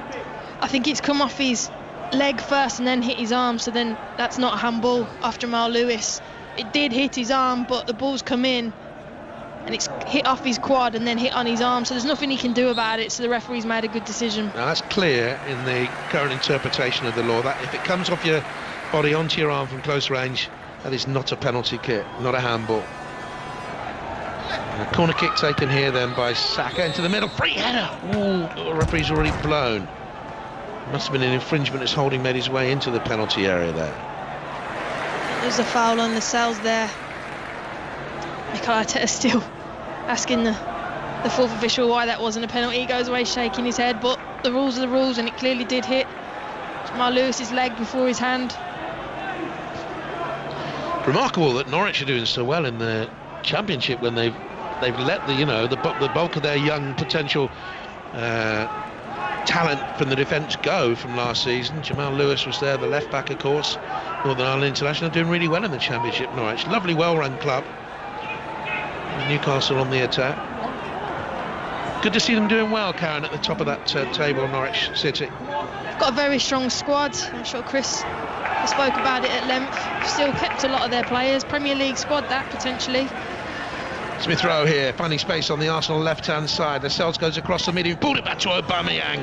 And the shot sails over from Aubameyang. And credit to Andy Carroll, who tracked him and possibly did just enough to stop him getting a clean shot away. But it's a lovely move, a promise by Arsenal down the right-hand side on 5 Live from the BBC. It stays 0-0. Again, Thomas Partey keying it, plays a lovely switch ball out to Smith Rowe, who's quick, driving down on this left-hand side, cuts in and plays a lovely threaded ball back to Aubameyang onto his left foot, and he smashes it over the bar.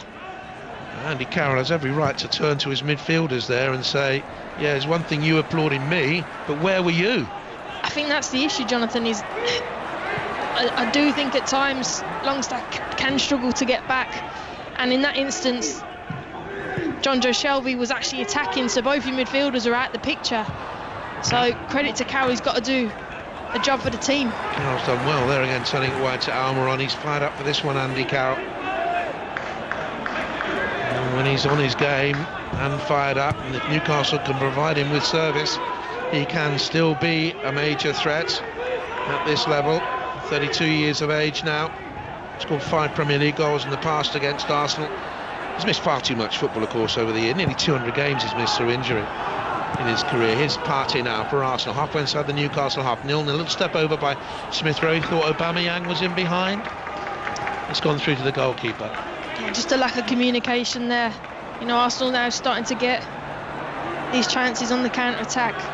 Newcastle have got to be better when they're playing the balls into Wilson. The balls into him and to Carroll haven't been really good enough, and then when it comes back out, there's no midfield and they're getting done. So the quality into them it's got to be better. If I'm a centre forward, I'm fuming with the stuff they've been giving me. Wilson brings it down now here for Newcastle, just outside the penalty area. Again, crosswise as Almiron made the run in from right to left, but John Joe Shelby was backing up. In comes across into the penalty area. Carroll retrieves, coming away from the box now, 0-0. Longstaff finds that left-hand side. Lewis will try and take on. Saka checks back, then right-footed lobs across high to the edge of the penalty area. Carroll coming away from the box, challenges Aubameyang, who ended up on the ground, and Arsenal will bring it away here with Kieran Tierney as Andy Carroll appeals for something, I don't know what. Xhaka was fouled. The referee says go on, Arsenal have possession after the Almiron challenge left Granit Xhaka on the ground. He's picked himself up now, a tentative touch to the toe, reaches down there again to the right foot. He's okay.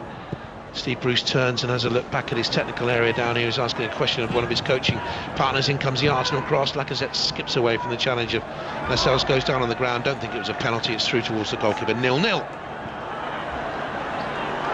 Just spotted something, by the way, as the we'll have a look at this again here, Karen. This from our little TV monitor in front of us. Was this a penalty? No. No, not for me. Not a penalty. What? I could see your mind. No, that's why I didn't say anything. I could see your mind was ticking. Temperatures dropped. I know you've got a little bobble hat on there as well, but you've got some. What's that thing on your knees down there? Some sort of padded thing. No, it's my heated gilet. I've put it on my legs. Your heated gilet? Yeah, I've put it on my legs now because I was like, I feel it's just my legs that are cold, so I was like, right, I'll put it on my. So there's no I in team.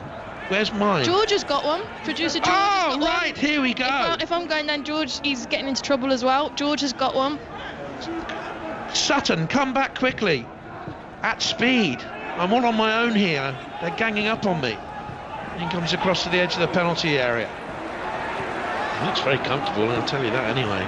Gone are the sheepskins. We now got heated gilets. In comes the cross to the edge of the 6-yard area and away for not a corner kick. It's kept in play. No goals, Karen. It's good stuff, isn't it? It is, but I'm saying neither goalkeeper's done anything though, Jonathan. So I'm a bit like, come on, Arsenal kind of probing, but get in there and be a bit more clinical. And Newcastle just got to give Andy Carroll and Wilson better quality because there is opportunities here for both teams. On the right-hand side, the cross from Suarez is volleyed away by John Joe Shelvey. See John Cross from the mirror down there. He's got a heater here as well. Game's gone, Jonathan. Game's gone. Game's gone. I mean, Nick Lowe's, that stalwart BBC Radio Newcastle commentator, brilliant commentator, best I've ever worked with. He'd be turning at this moment. He'd be listening and he'd be squirming. Kieran Tierney is as well. He's thinking you lot. I'm in shorts and t-shirt here. That's right. Here he is. Look, short sleeve shirt. In comes across. Proper footballer. Through the penalty area it goes and away towards the far side. Looking round at the Fleet Street Supremos. Henry Winter, he's not got a heater down there. He's tapping away into his computer. Game's gone, Karen. Game's gone. Now it's going to be a throw to Newcastle, far side. Remember at St James's Park we used to commentate, there was a female Newcastle fan. Whenever David Ginola picked up the ball, she used to get very, very, very excited. We used to have to get rid of the effects mic. She got so excited when Ginola had the ball. Producers used to scream at us, get rid of the effects mic. It's disturbing. Now Newcastle have possession with the goalkeeper. And it's going to be Carl Darlow who clears it away.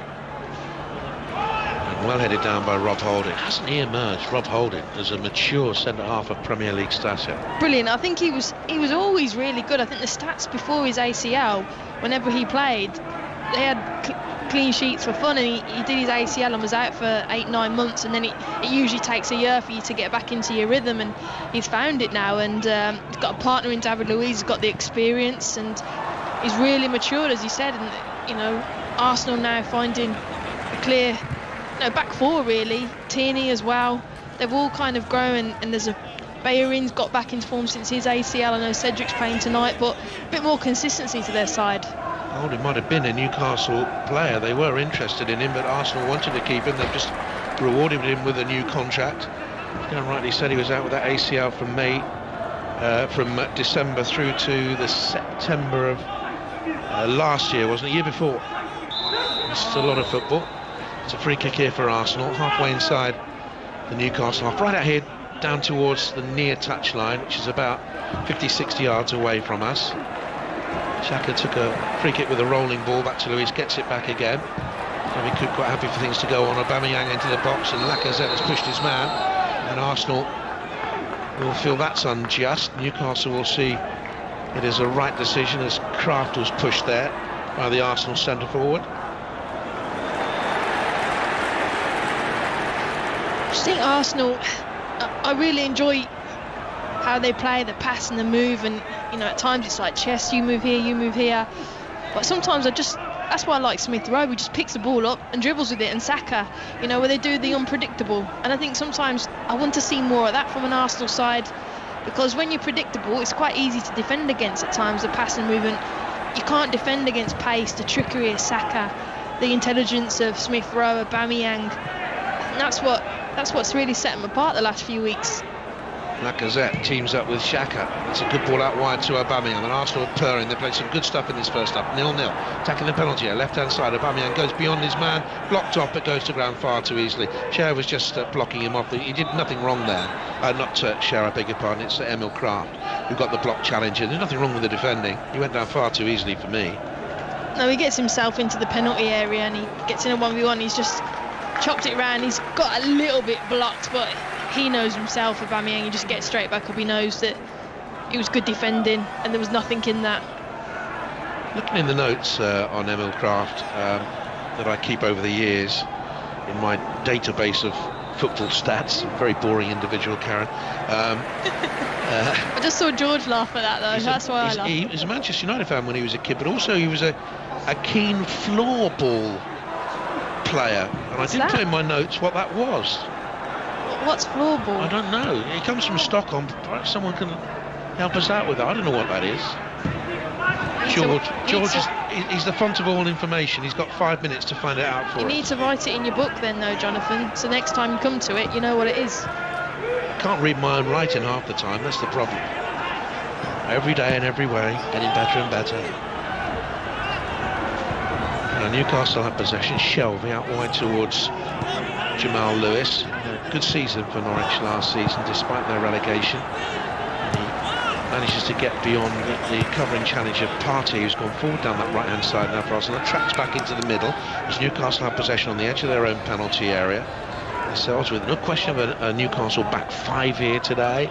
So it is a more adventurous Newcastle side. Here's Matty Longstaff, the 20-year-old, come through the youth team ranks like his older brother. Dad was a very good ice hockey player in his day. Here's young Matty Longstaff. Back it goes then towards Kieran Clark. Seems to have been around at Newcastle forever and a day, Kieran Clark. Another who's had bad injury problems. In fact, he picked up a knee injury, an ankle injury it was here, last February and was out until September. Arsenal with it. Saka. And now it goes to Partey. Spins it outside of his right foot to Cedric Suarez with peach-coloured boots on the far side. Back it goes to Emil Smith-Rowe. And now Rob Holding has it, making a diagonal run, 5, 6, 7 yards, 7 paces. Big defender, gulps up the yardage, finds Xhaka, Granit Xhaka out to Tierney. He's made a good run down the Arsenal left, checks back again from Almiron, right-footed cross towards the far stick. And the goalkeeper, Carl Darlow, comes out, pats it down, and picks it up and will get it away for Newcastle United in his, what colour goalkeeping garb you'd call that, Karen? Sea green, is it? Sort of a greeny bluey colour. Clears it away over the halfway line. Not very good on the colour of fashion wear, Karen Carney. Won't surprise you that really. I'm not up on my fashion. I'm not exactly got Gwen, so I'm not here to judge, pal. Don't worry about it. Here's David Luiz. It's a privilege to first meet Karen on England women duty. And I've been lucky enough to do that now for the last 5-6 years. It has been a great experience, and being out with you in Canada in 2015 and the closeness of the group and the friendliness and the way that you sort of accepted me into the commentary team of your games and on through to France, really special, very special. No, it's we're only humans. We all just want to make the game better, and you're part of that team as well. How you commentate, and everyone just wants to help each other, promote the game, be the best that it can be. So we was always encouraged to do that and just be good to people. Yeah, it's a great experience, and 2 semi-finals at World Cup level and the semi-final in the European Championships as well. Like Samson and Phil Neville did so very, very well. I know we'll be speaking more about Phil at half-time as his reign as England manager comes to an end. And I know Mark will want to talk about that at half-time. And don't forget, after us tonight, TMS will be looking, Test Match Special will be looking back at England's first Test win over Sri Lanka in Gaul. Some Test match that twisted and turned. England dominant with the ball and then with the Bacho route, superb. Lovely to see him making that phone call to the one member of the Barmy Army who was up there on the fort, the Dutch fort overlooking the Gaul Test match. ground, and Joe Root took his time to phone that lad who's spent so long to get over there. Imagine the arduous journey and everything. It's brilliant to see an England captain doing that. Anyway, Newcastle have possession down the left-hand side. Blockter's trying to take on Partey, who gets it away now, and it's cleared away then by Arsenal out towards the right-hand side. Joe Linton didn't really have any chance of getting past Partey, and he hasn't got into the game, Joe Linton, on that left side of midfield position. I don't think he's best suited to that position, really. Saw him play lots of times when he was in Germany through the middle. Always thought it was a strange fit, him coming to English football. It was never greatly prolific. Darlow has it now for Newcastle United inside his 6-yard area, clears up towards Andy Carroll, but the ball dropped short. Xhaka niggling away at Andy Carroll. The ball away from him now. Partey slips it to Aubameyang, 5 yards in from the left touchline, attacking the Newcastle penalty area now. Goes to plant his shot towards the far post with a little bit of disguise. Darlow would have seen it late, but it's 2 yards wide of the far post. It's a good chance, really good chance from Aubameyang. Positive, picking it up on this left-hand side, driving in, and Newcastle just back off him. I don't know why you back off and allow Aubameyang to drive in the penalty area. And he sees Darlow, he sees there's a little window, he tries to open his hip up and pass it into the bottom corner. He just didn't get the right execution on it, and it just went wide. But get tight to him. You can't allow a player like that just to keep driving unopposed. George, our producer here, who gave us the information about the nickname of Smith Rowe earlier, George also goes under the nickname of Gorgeous. He's given us the information now on floorball. I'll pass it on to you in the moment. Emil Kraft hobby when he was a kid. Floor hockey, developed in the 70s in Sweden. And it's played indoors on a flat rubber surface. The sticks and the game balls are made of light plastic. Very popular in Sweden, Finland, Latvia and Czech Republic, etc. But it's been growing rapidly in the UK. 4 divisions now up and running. Well, before COVID, I guess. Men's champions are Finland. World champions of women's are Sweden. There you are. Good knowledge. Yeah. It wasn't there on the screen, actually, Karen. It's all off the top of my head, that, really. That I don't doubt, though. Yeah, Shelby with a big diagonal ball away from Newcastle United towards the right-hand side. Callum Wilson, what an astute signing, what a good signing. He's kept Newcastle afloat, hasn't he? Now Shelby, big diagonal towards the far penalty. Carroll got that, drove it back through the box. Big thumping volleyed, crossed by Andy Carroll. Almiron keeps it in on the Newcastle right. They've got it back on top again. I think it's been a decent first half for Newcastle United. Almiron's crossed into the penalty area, headed up there by Holding, and it's sliced away for a corner ball off the right foot of Thomas Partey. Arsenal are appealing for something here. For me, my first view, it cleanly went away for a corner. Yeah, totally agree. I thought Partey kicked it away. He went out for a corner, but it was a really good opportunity from Andy Carroll there. The ball was pinged into him. He was running round the back post, and he's caught it on the volley, but kind of put it back across the goal again, and no one was there. But that's the type of play that Newcastle need. Get it out there, get the good deliveries into the box, because Arsenal don't want to defend against those balls. This is what they want, a set piece. Newcastle. Shelby with a poor delivery in. They've waited for that moment to get the ball into Carroll and the likes of Joel Linton and Callum Wilson, who can sniff around for the second ball, and it's really poor. Didn't beat the first man. And player of his ability as well, Shelby. He'll be disappointed with that one. Arsenal get it away to Granit Xhaka. No goals. And we're fast approaching half-time now. Live from the BBC. Brilliant week of football ahead for you. Don't forget the FA Cup as well. We'll be all over the FA Cup 4th round weekend on the BBC TV, BBC Radio 5, and on the website as well. As Almiron tussles to get away from Newcastle, went down under pressure, rolls over 2 or 3 times. Steve Bruce thought it should have been a free kick. Referee David Coote says go on, and Carroll holds it up centre circle now for Newcastle United. And, he couldn't hold possession. It was given away by Joel Linton in the centre circle, and now Arsenal look for the left-hand side. Aubameyang to take on his man. Dummy to come inside. And now dips his shoulder, goes wide, crosses, it's deflected, and Darlow has to make the save. Gosh, that was a cruel deflection. Really wicked from a Newcastle point of view, and it's pushed away. Darlow had to make sure it was away for a corner kick, might have been creeping in. Darlow did really well, because Aubameyang's come in, cut back onto his left foot, He's gone to cross it, and Darlow's anticipated for the cross, and it's took a deflection off Almiron, and he's quickly had to scramble across and just palm it out, because I think that was going in. With the bend from the TV replay, it looked as if it was hitting the angle of post and bar, but it had a bend on it, and I think the bend would have carried it in, as Karen was saying. It's a corner kick now to Arsenal on their left-hand side. Saka will take it. Again, penalty box Dodgem's out there on 5 Live. In comes the corner kick. David Luiz got ahead of his man and headed it powerfully wide. Having got ahead of his man, he should have hit the target really with that one. Well, I think he didn't really anticipate it, because it really just skimmed John Joe Shelby at the near post, and I think he didn't realise it was coming to him, and then quickly had to adjust his head. And he's headed it wide, but he was unmarked. That was a big chance. I don't know who was picking him up. No one tracked him, no one went with him, so he was a free, unopposed header. That's something Steve Bruce then was going mad about, because you can't stay in the game and then a set play let David Luiz, one of Arsenal's best headers, run free. And he has the one goal this season, should have scored more, and that came in the Europa win against Rapid Vienna. Half-time comes at the Emirates. Arsenal have been on top.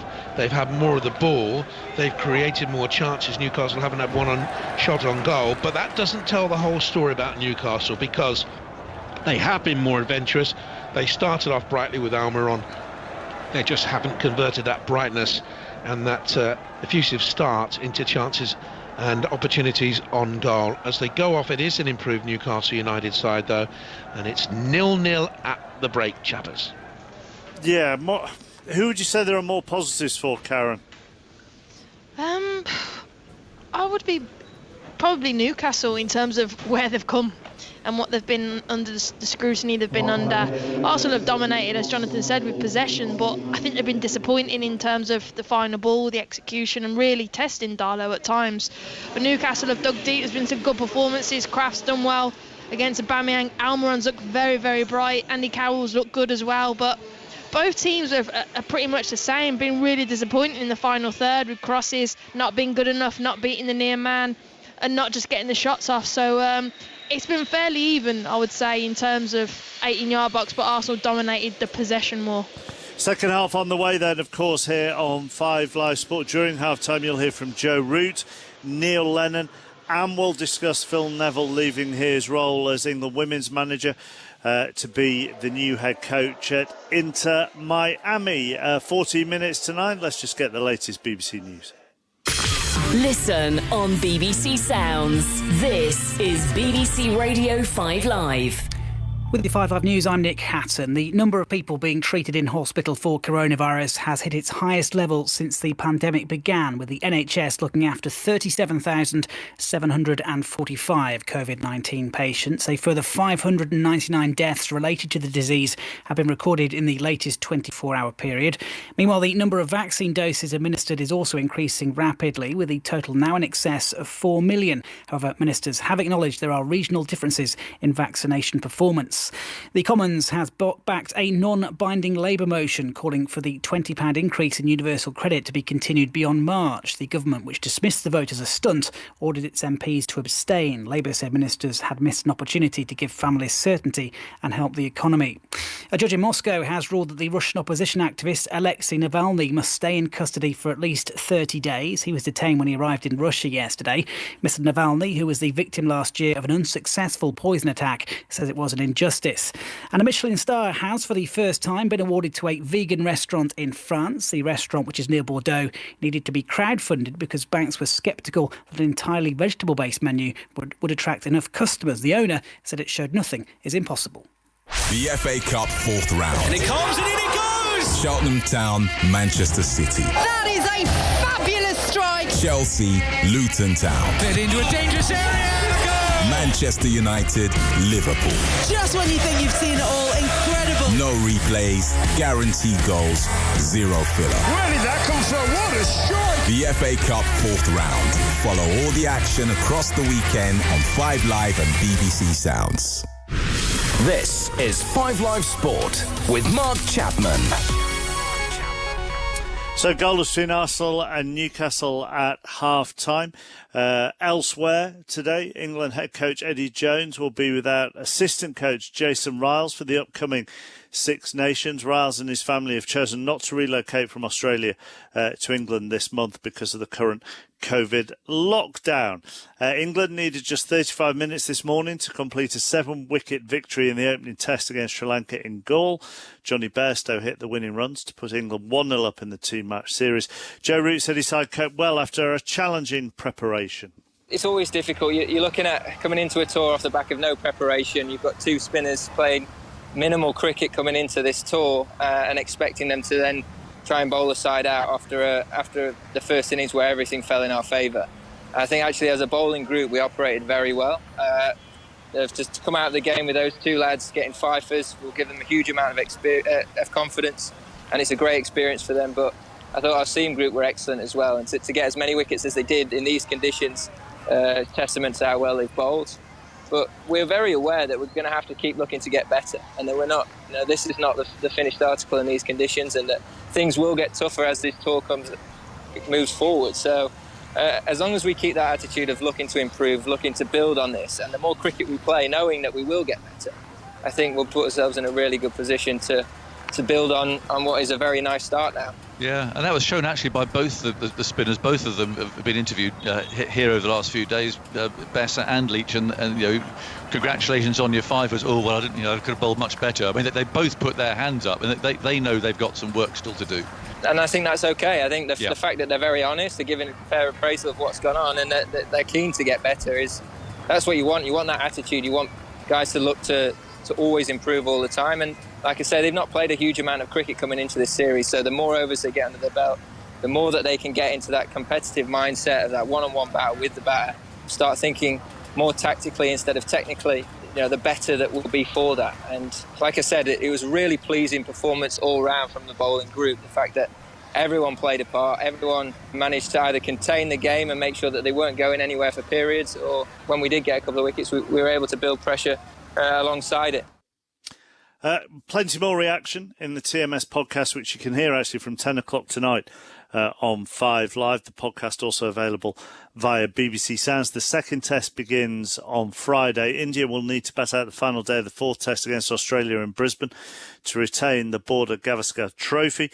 The hosts set them an unlikely 328 to win the test. Coverage of the final day begins on Sports Extra at 11:05 this evening. Celtic's training trip to Dubai, of course, ended with Neil Lennon and 13 of his players missing 2 games after one of the players tested positive for COVID. The questions over whether the trip should have happened haven't stopped. I was just hoping that, we'd go out there, get away from the pressure a little bit, get some warm weather, train, get them refreshed like we have done for many, many times before, and get a positive impact when we come back.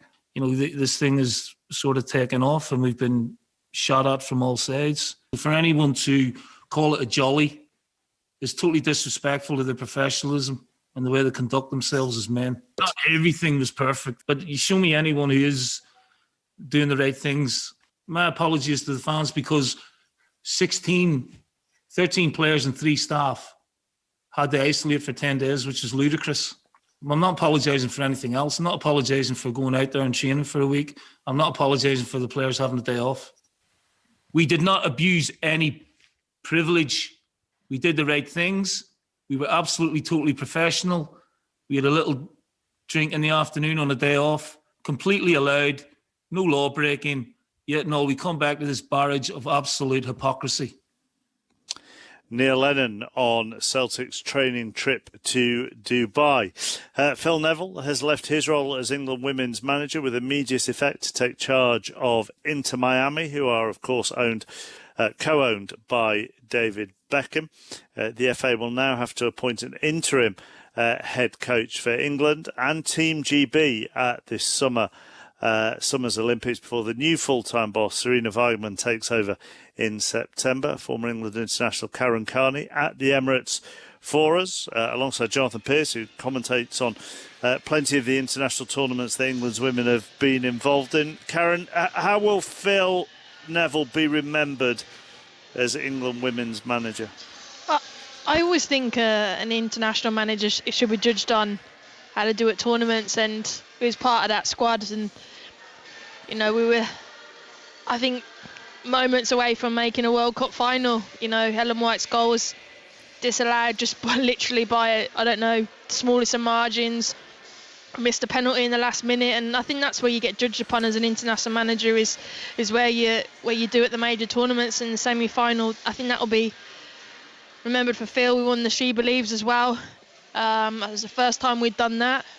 I think for me as a pundit, that's how I would judge Gareth Southgate or anyone like that. It's at an international tournament, so probably that's what I would say about him. But as a player, I enjoyed my time working with him. He made me enjoy my football again on an international level. For a couple of years I hadn't been enjoying it at all, and probably got a little bit of spark back in me in terms of going away with England and enjoying it again. So I'll be grateful for that. Do you think, Jonathan, some of the things that he has done we don't actually see, the less public things, and maybe he can only be judged in 5 years' time by some of the things that he may have put in place? Well, I can tell you, Mark, that he made demands of the FA on behalf of his women's side that previous England managers hadn't. He made sure that they had the run of St George's Park in the build-up to the World Cup.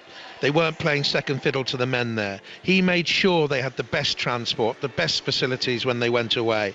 They weren't, again, left to feel like paupers on the international scene, if you like. He gave youth its head. He gave Beth England and the likes of Kira Walsh. I mean, look how dependable she has become for England, how England have depended on her, the midfield anchor role. He gave Lucy Bronze the opportunity to go on and become the world's best player voted this year because he gave her that belief. He told those England women players, and I watched the training sessions many times, and he asked me to come up and do a series of mock interviews with them before World Cup 2019. That had never been done before, to get them to be experienced in the pressure they would be under in those World Cup finals. None of that had happened before. He worked behind the scenes tirelessly on behalf of that group. He treated them with great respect. He bought into the women's game. I'm not saying that previous managers haven't. He didn't use it as a stepping stone. And I think a lot of the work Phil did behind the scenes probably won't ever become public. I hope I've given people a clue there into what he did behind the scenes. And I'm sure Karen would back me up on that, because he wasn't just the man you saw on the touchline for 90 minutes. No, he fought for us. You know, he came from a Manchester United era, the team that dominated and, arguably the best side around at that time, and he just came in and was like, it doesn't matter what gender you are, this is the standards, this is what we want, and if we want to win, we need this and we need this to be the best. And he got a lot of criticism, but his sister as well, a professional, a manager, he understood what was needed, and I was probably at first thinking, oh no, like Phil Neville coming in, what's he gonna know, he researched and knew everything about everybody, all the teams, everything, his preparation. He did everything proper, as you should as an England manager. And like JP says, he made. I remember coming back after we got the bronze medal in the World Cup in Canada in 2015, and we came back, economy, and there's nothing wrong with that, but in terms of standards and stuff, I remember having the medal around my neck thinking, if I fall asleep someone might nick it. And it's just things like that. He goes, all right, if we want to perform best, we have to have better recovery, we need to have better training facilities and things like that. And he fought for us in that aspect. So you're right, a lot of things as managers you don't necessarily see. A lot of stuff's done behind the scenes. I mean, Karen, I remember reading one story about, and I think actually during the last lockdown, I may have spoken to Lucy Bronze about this, where Phil Neville spoke about some of the techniques that he brought from his playing time, the importance of rest, for example, trying to get the women's squad to have a sleep in the afternoon.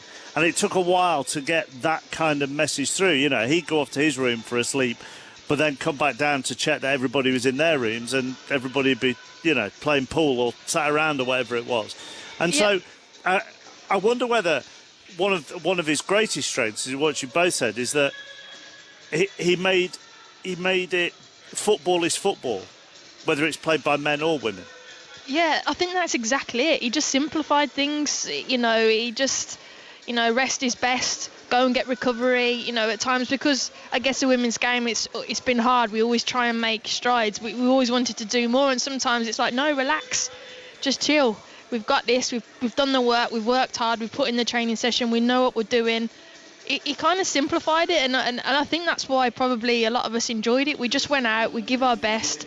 We worked hard, and he wanted us to have fun, and he'd say, smile, enjoy it. And I think sometimes, only other players will appreciate that, is that when a manager's played and been through certain situations, they're more relatable, I think, because they understand it more. So he's saying, enjoy your international career. When you go out there, represent your country, it means the world to you. And, I think you only understand that if it's like a player. You only appreciate a player maybe sometimes if you played next to him. You only appreciate a manager perhaps if you've worked under them. So, I think a lot of the girls will only ever speak highly of him. As for regards to the game that you're watching this evening, Karen and Jonathan, quite a lot of comment really about Aubameyang's miss and how yet again maybe the younger attackers are outperforming the more experienced ones.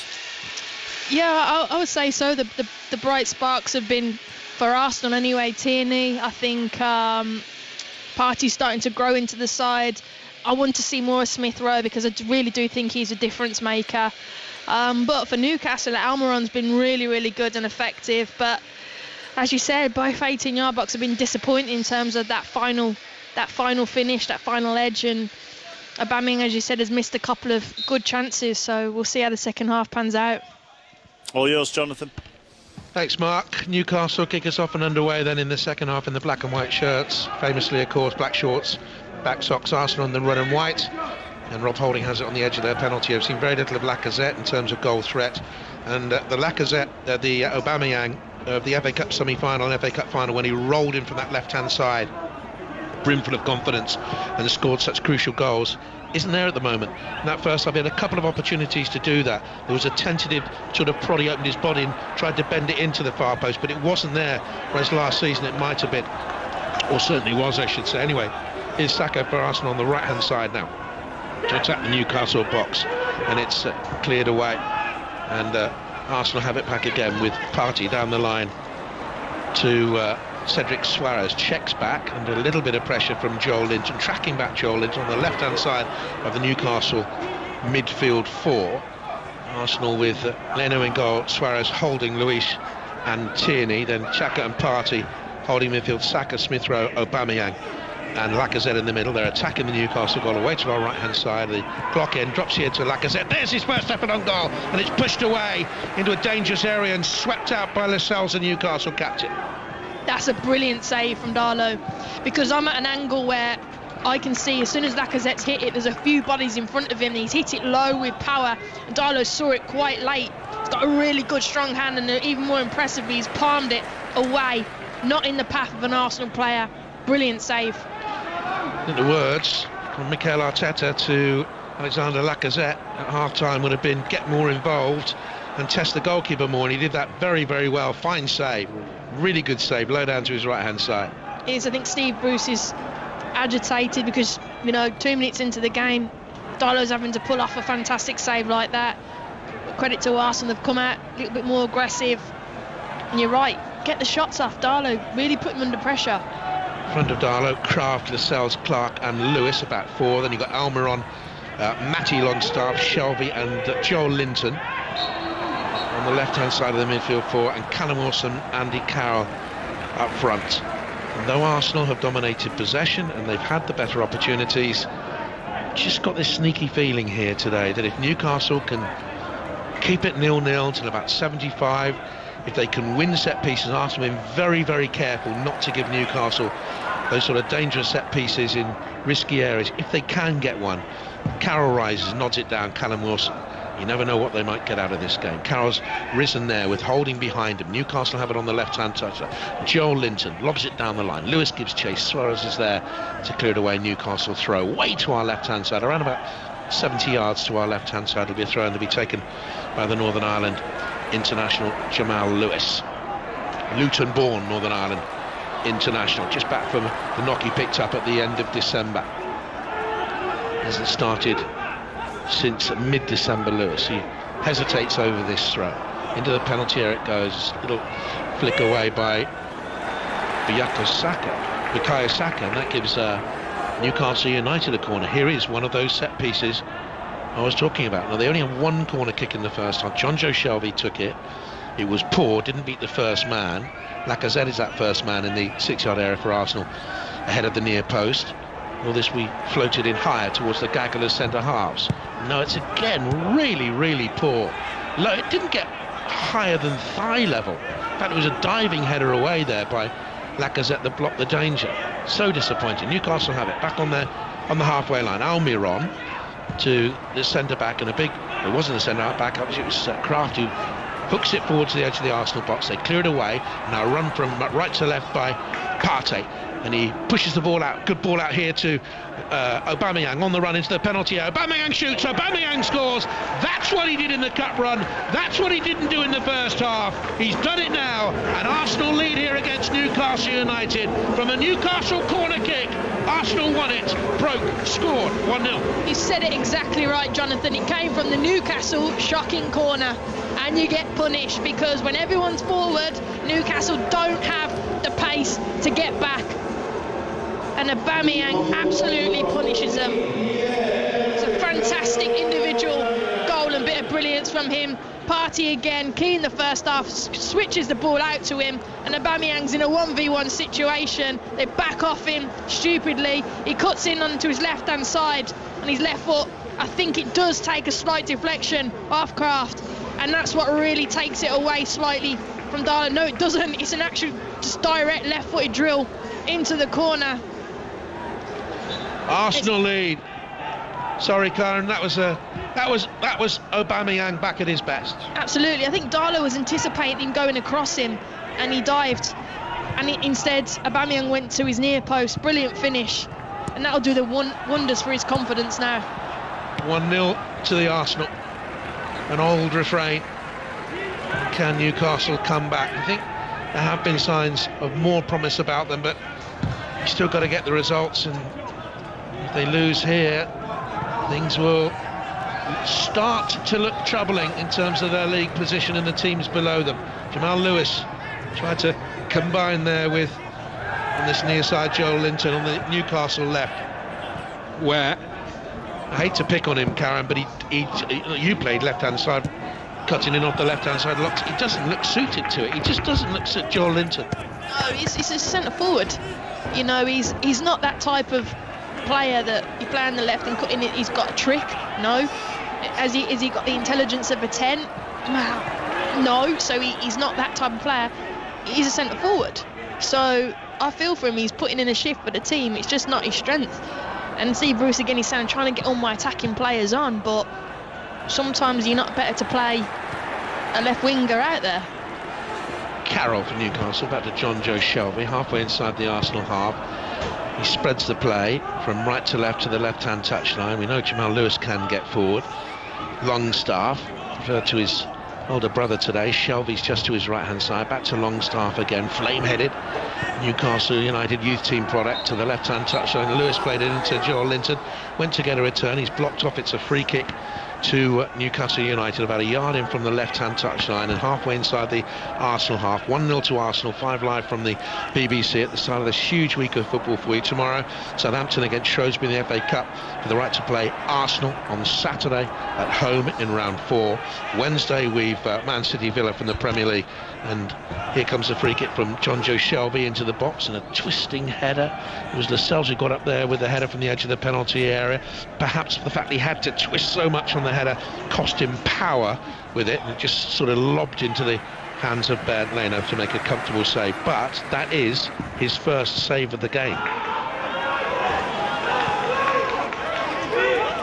Newcastle have possession on the edge of their own penalty area, and well, they say fail to prepare, prepare to fail, and I wish I could tell you the time gone in this second half, but I didn't bring a stopwatch. 8 minutes, I think. Well done, Karen. Saved me there, saved my bacon. After all these years, what do you think? I haven't got a watch with me. It's going to be a free kick for Newcastle just outside the penalty area. Steve Bruce nods his head ruefully down below us with his padded coat on. No sign of a heated gilet down there, by the way, Steve Bruce. But anyway, he's there with his hands in his pockets. He clears it away deep into Arsenal territory. Holding was under pressure from Callum Wilson, who was caught by the offside flag. So it's going to be a free kick for Arsenal. On Thursday, we have Liverpool-Burnley for you on 5 Live. That's an 8 o'clock kick-off. Friday, the FA Cup fourth round, Chorley against Wolverhampton Wanderers. Can they do it again, having beaten Derby in round 3? And that's a 7:45 kick-off, by the way, but we're on air before that. And on Football Daily, by the way, on BBC Sounds, you can hear what Steve Bruce and Mikel Arteta have to say about this one. That's after the game, of course, through to tomorrow. And tomorrow on iPlayer, you can see the Monday Night Club in vision and hear that chat again. Thoroughly enjoyable, always with a bit of banter. They're on good form tonight, weren't they? Were. People actually think that we don't like each other. And they're quite right. And here's Lacazette on the right hand side to attack the penalty area. A little deflection through to the edge of the penalty area. Here's Emil Smith-Rowe. Back it goes then to Xhaka. Xhaka angles it to the left hand side looking for Tierney. And it's collected and brought away by Almiron. Was there a push there by Luis on Andy Carroll? Now, he's dealt with him very well throughout the game, Karen, but why do that? The ball is 3 feet over their head. Carroll's never going to win it. Why push him there? I think Carroll knew it though as well. I'm sure it wasn't as big of a nudge as it was made out. Andy Carroll knew he wasn't going to get anything from it, so he's like, right, his intelligence quick, let me draw a foul. So I think it's more cleverness from Andy Carroll than naivety from David Luiz. Best player I've ever seen do that, centre forward, go early, plant his feet, get a foul. Alan Shearer, he was brilliant at it. I know it's a dark art, and I know you should frown on those sort of things, but he was brilliant at it. Newcastle on the attack, they look for Carroll. Carroll edged it off to Wilson, takes the return, big left foot shot, swings his boot, wide it goes. Again, that's better because Carroll and Wilson are playing closer together there. So when the ball gets played up to one, they can play intricate football because they're closer together. They've been too spread apart. Try and get them closer together. And actually, I think Carroll's been quite deep. He needs to get closer and higher up if they're going to get back into this game. And it was a good left-footed shot, just wide of the post. There are signs of promise here for Newcastle United, but tough fixtures, of course, lie ahead.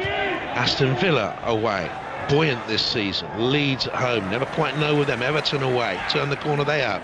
Crystal Palace at home. If Zaha's buzzing, you never know. Southampton at home, what a good football team they've proved to be again this season. Newcastle United need to stop the rot.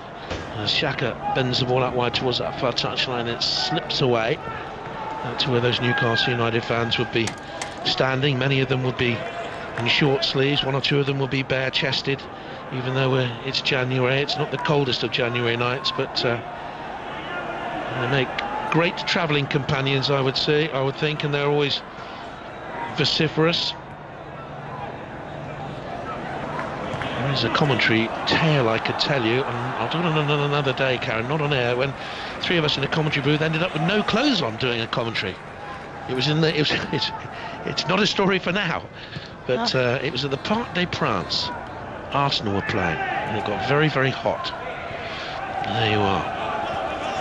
Here's Arsenal on the attack on the left-hand side with Tierney. Tierney crosses into the far penalty area, and it comes through to the edge of the box, and Lacazette brings under control, rolls it back or managed to squeeze it back to Partey. Good ball out to Cedric's right, in come across. That's well dealt with on the edge of the 6-yard area by Kieran Clark. I'll tell you the tale. Arsenal were playing very, very hot. We were in a glass commentary position. Took off our shirts, too hot. Took off our trousers, too hot. So we stood there, not actually bare naked. We were in our underpants. Suddenly realised the floor of the commentary box was glass as well. Everyone could see up. No.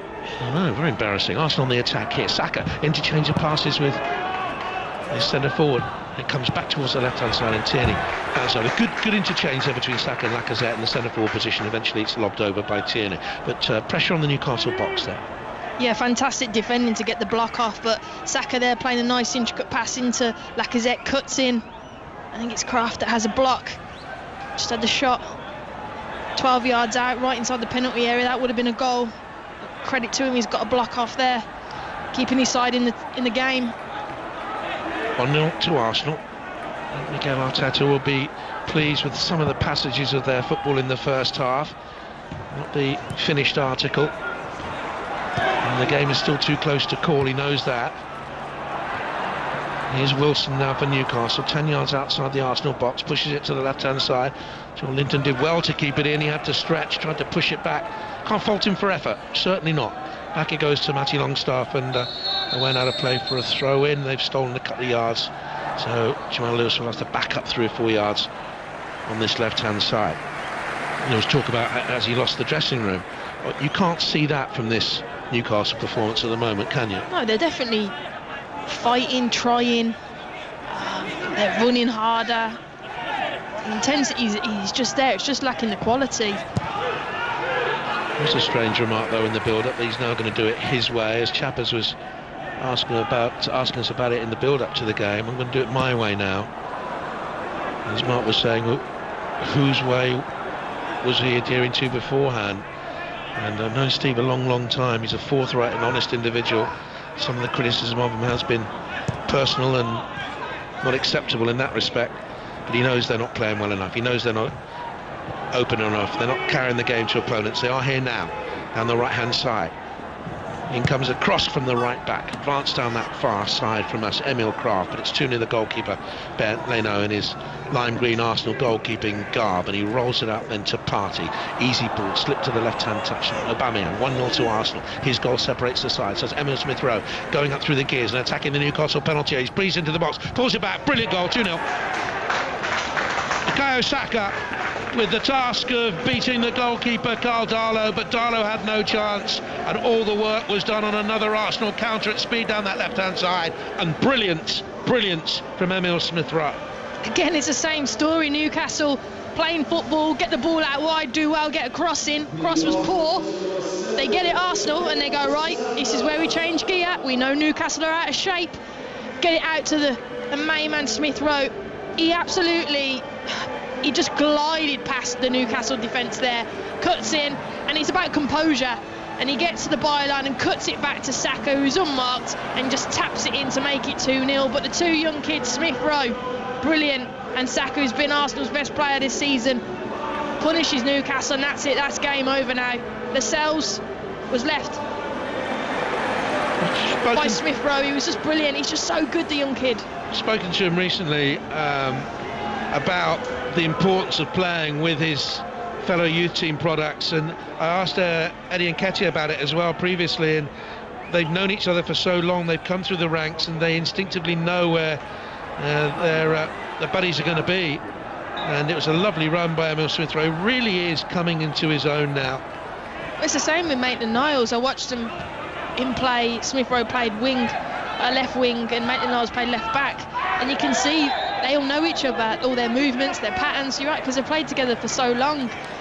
In that instance, it was perfect. Smith-Rowe, really brave, bold, and that's what I was talking about in the first half. You can pass all you want, but it's your individual bit of brilliance there, the dribbling, getting past the player, having a little trick, and that's what Smith-Rowe's got. That's what Saka has, and that's why they're winning games, because they're individual players now. They're young players, are stepping up and shining. And this now at 2-0 for Arsenal will be a real test of what Newcastle have in the locker, and whether or not they will continue to scrap for their manager, what spirit they have, because if they concede a third in the next 3 or 4 minutes, it could get messy for them.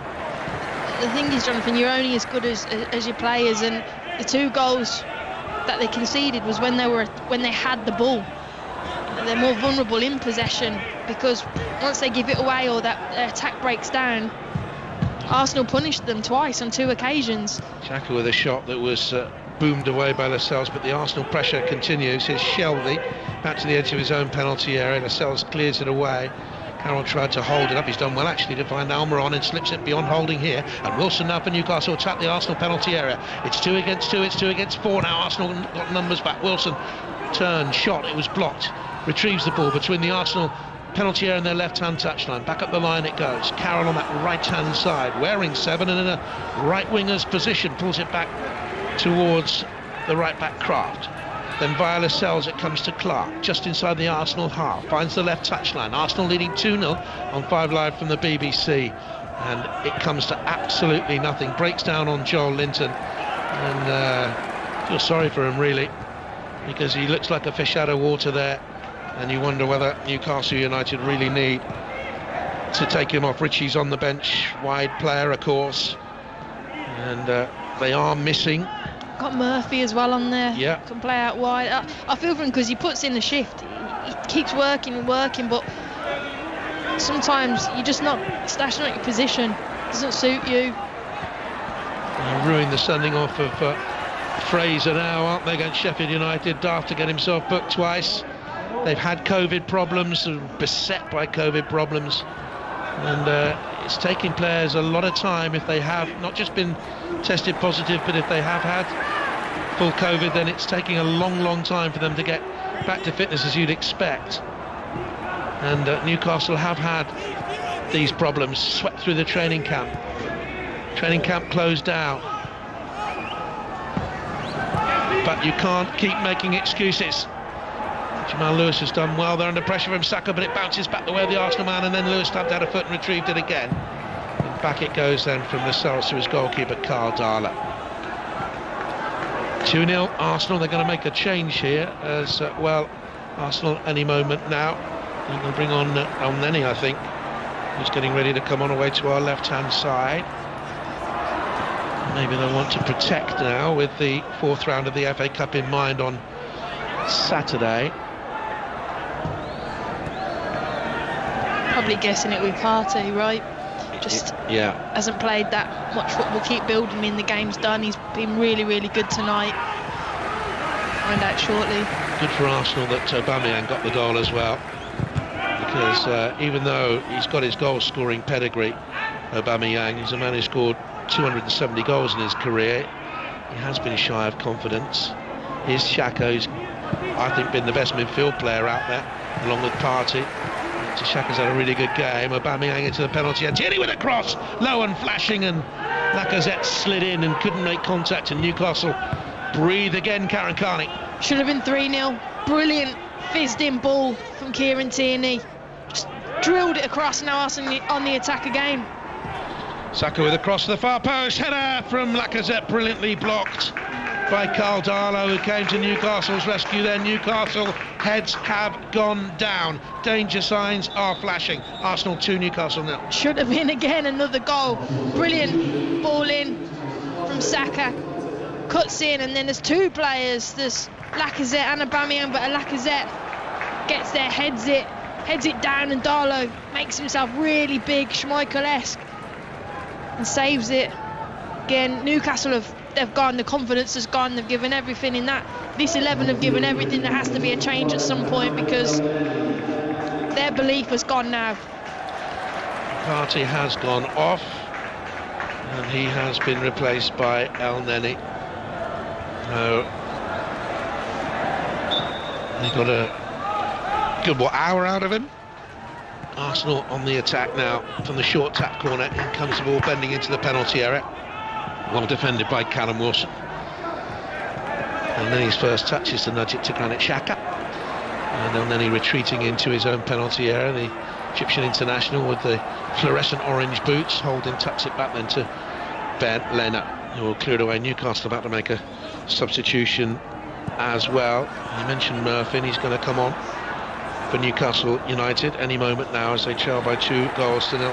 Jacob Murphy's going to come on. He's come off the bench in the last 3 games, former England under 21. Holding for Arsenal to the halfway line is Cedric Suarez coming in off the line. A little bit of pressure on him by Joel Linton, and Arsenal went in command. But it took them until the second half to get going. Here's David Luiz. Pumps the ball out wide to the left-hand side. Tierney's gone down that side.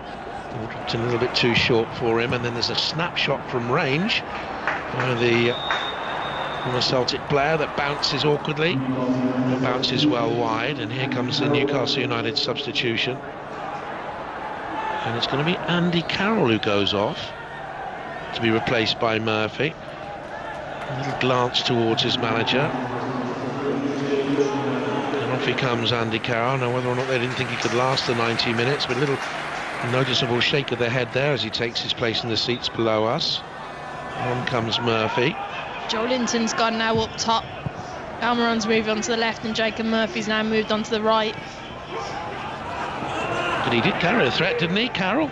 I think he brought more to the game than Wilson. I think obviously Wilson's better when he's running in spaces and balls are played over the top, but I thought Carroll fought hard.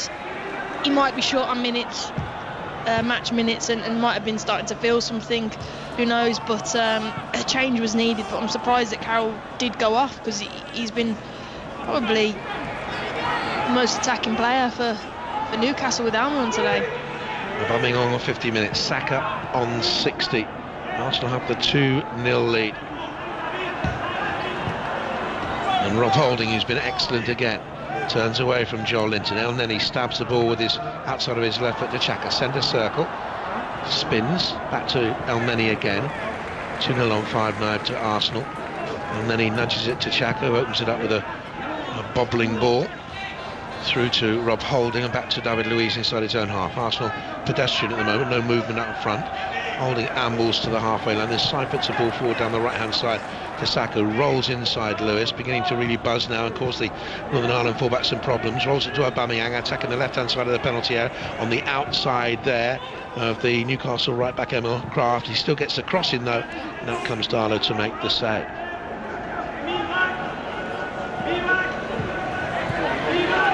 Arsenal 66% possession, 14 shots, 5 on target, lead 2-0. Murphy with a run to the edge of the Arsenal box, poor ball through though, didn't lift his head. Luiz blocks it, and Emil Smith-Rowe has plenty of time and space here. He's already covered 20 yards inside the Newcastle half. Newcastle look leaden-footed, they're backed right into their penalty area. Lacazette lays it off to Saka, and as he bends it left-footed, it goes wide. But look at those Newcastle players, Karen. Slumped, shoulders, heads down, blowing hard, and they were slow to get back into defensive positions there. They've got problems now. They do. I've said to you for the whole game I worry about them in terms of mobility getting back, and as soon as Arsenal win the ball back when they've attacked the numbers, Newcastle, you just think, oh, it's going to be another goal. You know, if it's only for Arsenal's probably lack of clinicalness to their game tonight, it's only at 2-0, but you just fear for Newcastle. They just can't get back, they can't recover, there's no pace in the team. Steve Bruce has said in the week, you know, there's been an agenda from certain people anti him being Newcastle manager right from the start. I think there is an element of that, but he's been around football long enough to know it is a results business. The whole takeover business hasn't helped him, that's for sure. The way the club has been steered through some tough times in recent years by the owner hasn't helped him either, or the football club, or the supporters. All those problems need to be put behind them. They just need results now. As a cross comes in from Tierney, looking for Lacazette. Was he impeded from behind? He's asking the question of the referee. Couldn't get off the ground, and meanwhile Saka's fouled Almiron, who tried to jink away down the left-hand side. Free kick for Newcastle. Lacazette still asking the question, Karen. I don't think that was a penalty.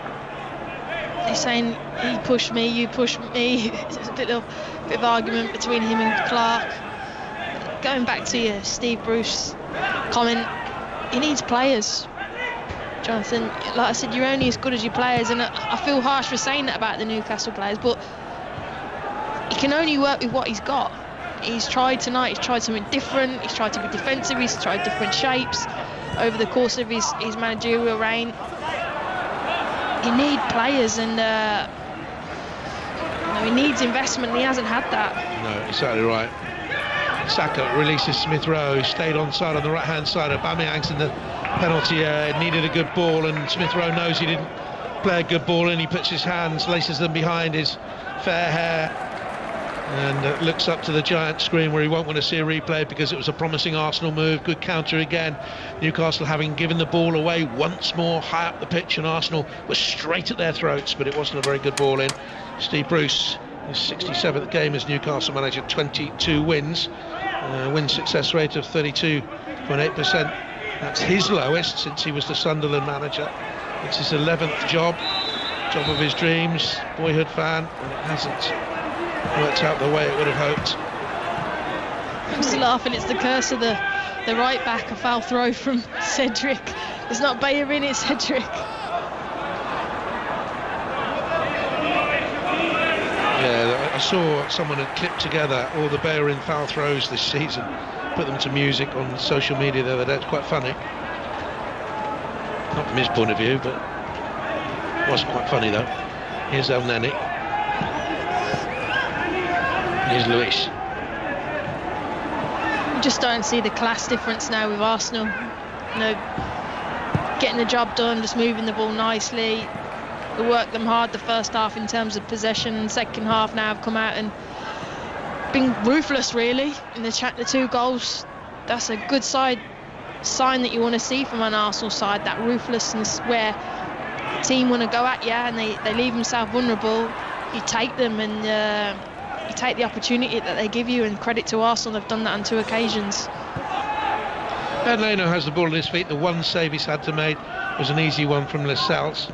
Smith Rowe comes to meet the ball. El Neni into Lacazette. Good ball off to Smith Rowe. Arsenal knocking it around neatly now to the halfway line. Saka back to Smith Rowe. In towards Cedric Suarez. Back it goes to Holding. Playing around Newcastle United. Exasperating Newcastle. Draining them of energy and hope. But that's not an Arsenal Arteta type ball from Cedric Suarez at the end of all of that. Got impatient and simply bashed it into the Newcastle half, and Darlow has it now. Just watching Smith Rowe, his movement is so good. I don't think people we're obviously really blessed to see this live, and I wish people could see how good his movement is.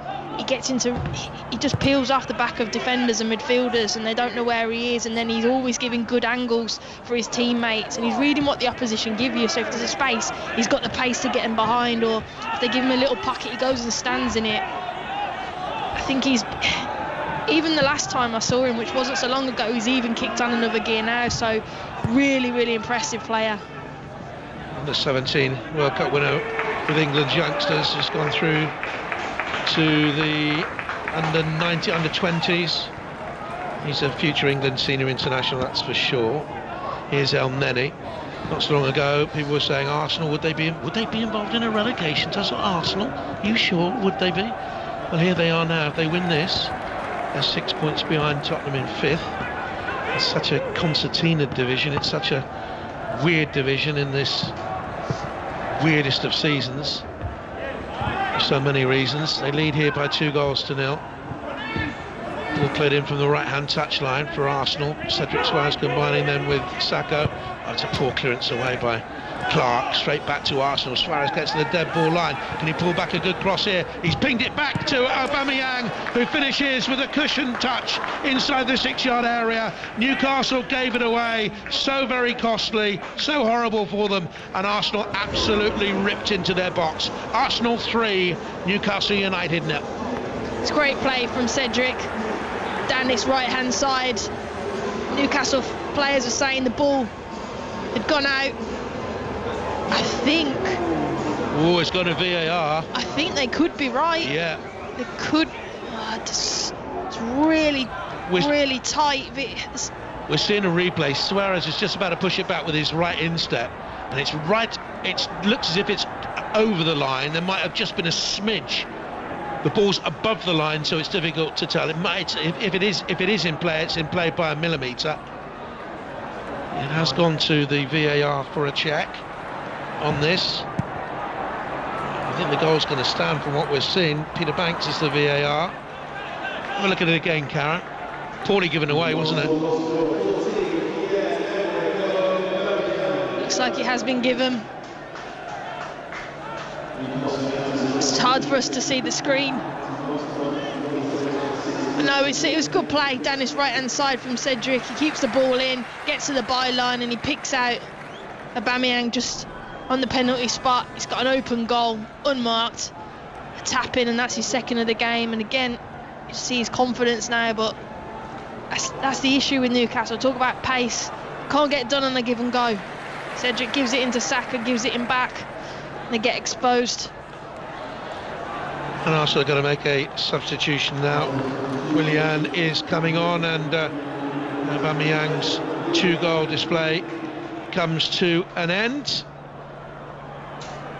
Willian, whose form since arriving from Chelsea has been checkered, he's blown hot and cold. He's on that far side of late. He hasn't been greatly impressive. He's not made that challenge. Newcastle cut to the dead ball, and he comes across, darting cross from Murphy, I think it was, out there, easily picked up by the goalkeeper, Bernd Leno. They really have no great threat whatsoever, Newcastle United, and they've made a change as well. And I couldn't quite see who they brought on, Newcastle, but anyway, Arsenal have possession. Hendricks, maybe? It's Hendricks, yes, it is in midfield. It is him, former Burnley player. He's been brought on, Jeff Hendrick there, with his fair hair back in his tied back. I think they should have started with him, if I'm honest. Just wonder how much the weekend, or the last game took out. You know, they took out of them Newcastle. You don't know, do you? He's a canny player, isn't he? And a clever player. And even worse now, Martinelli looks like he's coming on. Player you don't want to defend against if you're Newcastle's back line. Someone that's just going to run at you, be relentless. Given away there by Joel Linton, an over-ambitious ball out to Murphy. He looks so disconsolate with the quality of his ball. He's had a poor old night, I'm afraid. There's no disguising it. Arsenal have possession, stroked out by Xhaka to Willian on that left-hand side. Comes in off that left touchline. Tierney's crossed into the box, collected by the goalkeeper. Throughout many commentaries over the last couple of years, I've been banging on about the number of games Willian has played for club and country. And people have said to me, why do you keep talking about it? 198 games for club and country since the start of 2017, 2018, 199 now. It's because there are too many games. And at some stage he was bound to drop in fitness and form. He's 32 years of age, and it has come with this lull in the last couple of months as an Arsenal player. They've got a free kick down below us. They're going to bring on Martinelli now. What I would say about Willian is again, thinking if I was a player, I'm not saying that he's old because he's 32, far from it, but making a move from a club that Chelsea that you've been at for such a long time, when you're probably at the latter end of your career, it is quite a difficult adjustment because the training methods are different, the environment's different, and when you're probably a senior player, that move has got to be right, and I feel like his confidence has been knocked from it. So his quality will shine through, because you don't turn, I'm not saying he's a bad player, but you don't turn a bad player overnight. You just got to find his formula as a senior player, I think, at Arsenal. There's confirmation of those substitutes then. Willian for Aubameyang, Martinelli for Smith Rowe just gone off, and Hendrick came on for young Longstaff for Newcastle United, who are 3-0 down. The applause you can hear is from Newcastle substitutes for Smith Rowe as he takes his place in the stand away to our left-hand side. Tierney has kept the ball in, bobbling. The assistant referee was right up with play. Newcastle stood and appealed for a corner, and I'm a long way away from it, but you could tell from Tierney's body language and that the Arsenal defenders that it was still in play. And there are now concerning signs for Steve Bruce and his coaching team down there inside the 6-yard area. They're working hard. Stephen Agnew and Stephen Clements, all good football people, but they're right up against it now. Joel Linton rolls it back to John Joe Shelvey. Could have had more from him tonight, I feel. John Joe Shelvey. It's difficult. He was making some really big busting runs in the first half. He's tried to get around. I think sometimes he just needs to get the right partner next to him, whether it's Longstaff, whether it's Hendrick. I think he needs a partner next to him so he knows consistently. You just need to get him on the ball. That's where he's at his best, spraying it, dictating it, being kind of a quarterback. Never get your reaction to this game. hopefully a little bit later on air, but in Football Daily on BBC Sounds. We'll hear what the managers have to say. Ball played forward there. Good ball by John Joe Shelby into the penalty area, looking for the run of Jeff Hendrick, but it's bounced on through. And Arsenal's long record without conceding a goal continues. And Leno has went into this game 365 minutes without conceding a goal. Arsenal came into this with this really good run, 4 clean sheets in a row, the best since September 16. They haven't gone 5 games without conceding since January-February 2009, when they went 6 matches that time without conceding a goal. El Neni has it. We have 6 minutes to go. 3-0 Arsenal's lead. Isn't flattering, is it? No, it should be more. Should be more. The thing I'd say to Newcastle now is keep it at 3-0. You know, no more goals, because the confidence is already low. It's the worst thing going back into the training ground, knowing you've conceded. Oh, it's a foul there just outside the box. There was. After the old challenge, he's left Lacazette rolling around in pain. A word from the referee, who's kept his cards in his pocket today. Well done, because there has been a physical aspect to the game. He just got there late, Lascelles. He got there late. It is a free kick, but only that. Just that. And so many times you see any free kick also bringing a card these days. I think that's quite refreshing, Karen. It is. I think the referee's, you're right, made a good decision there.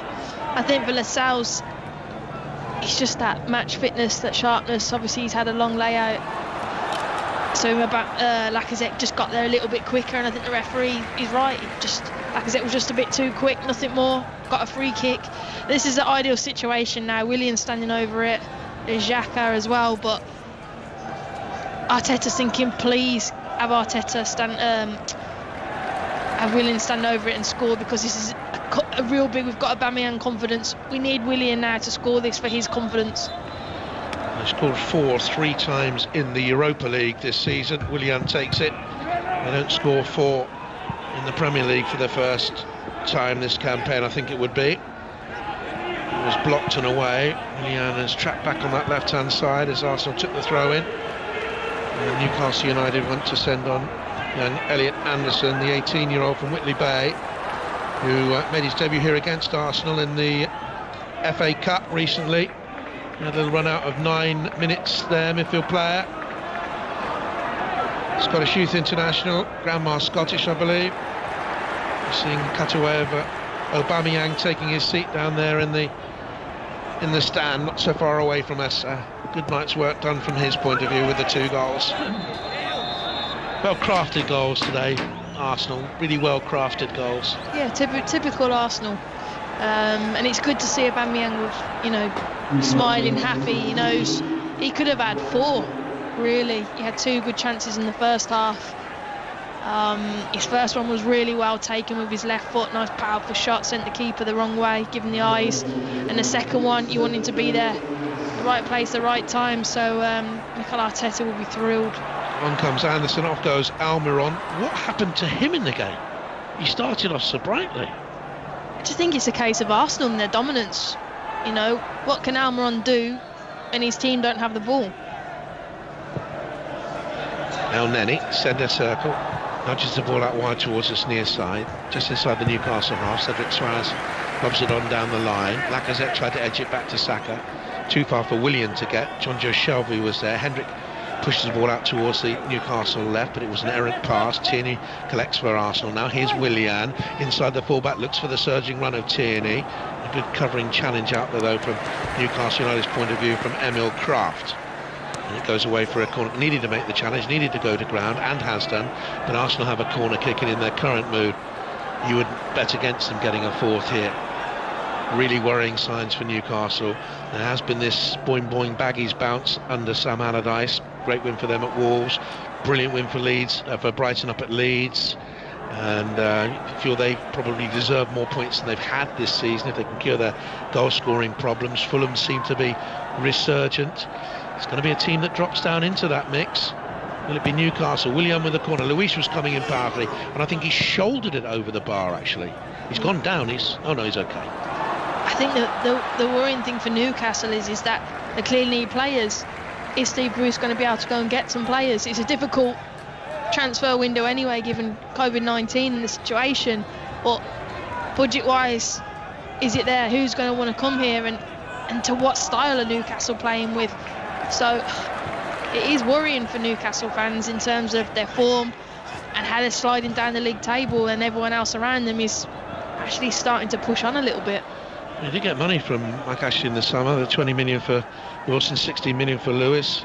Fraser came in on a free. Hendrick came in on a free. Newcastle fans would have wanted to see more than that, of course. They need more players in there now, that's for certain, because this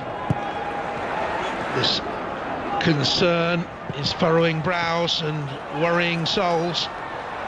Newcastle United on the end of a 3-0 deficit here. They picked a bolder team.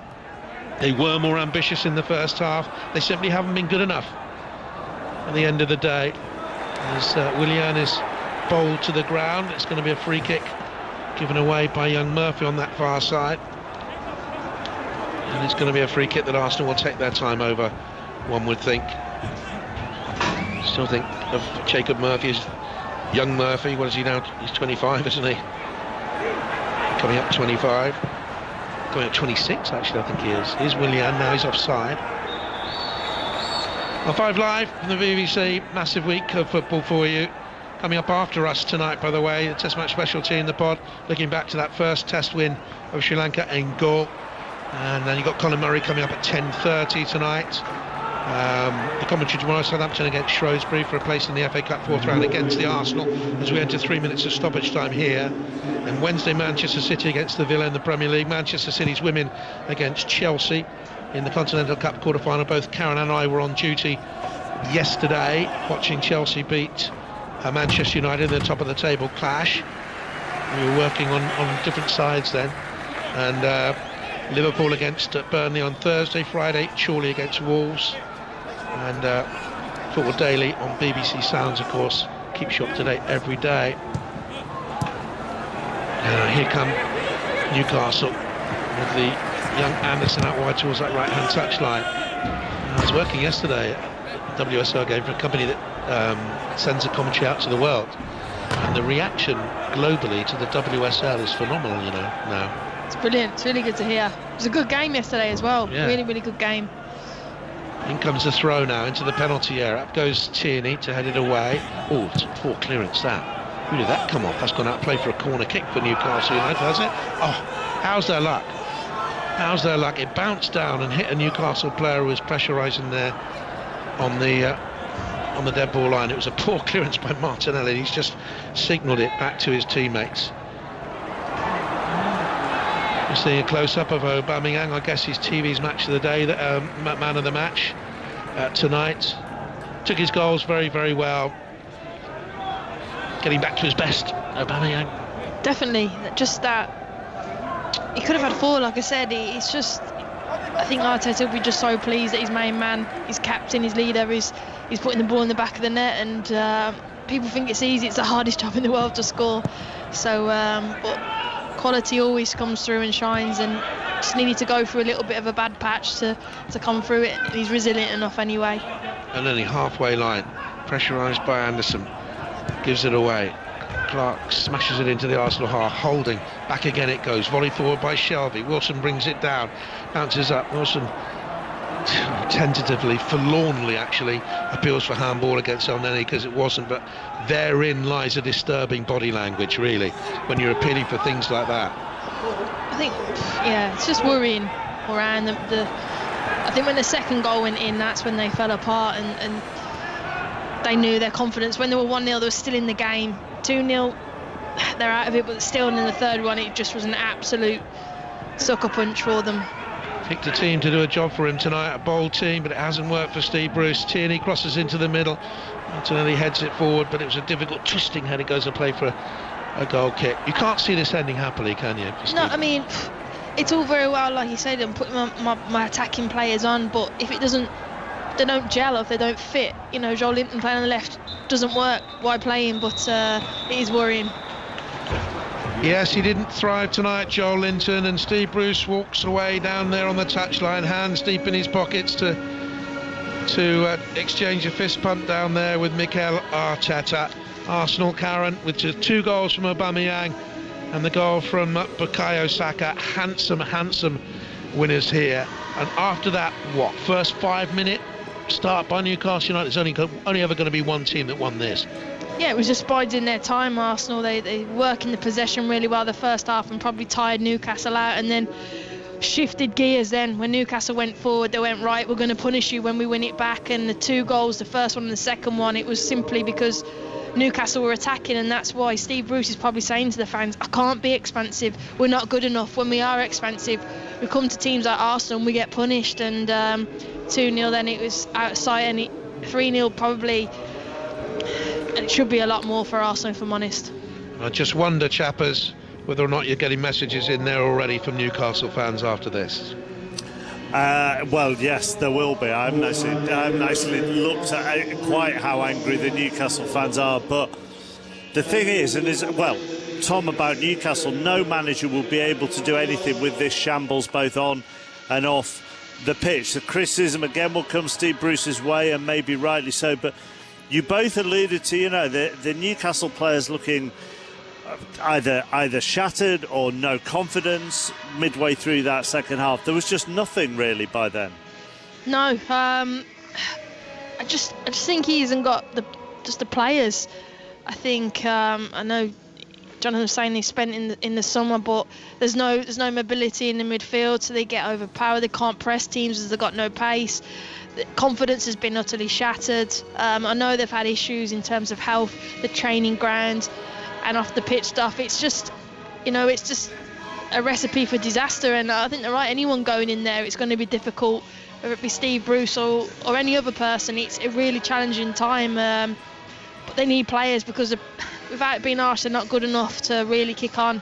And that's worrying. But then when he gets the players, he's got to put the right players in the positions, because for me tonight, playing Joel Linton on the left, don't matter. Put a young kid on, put someone that's probably more comfortable playing as a wide player.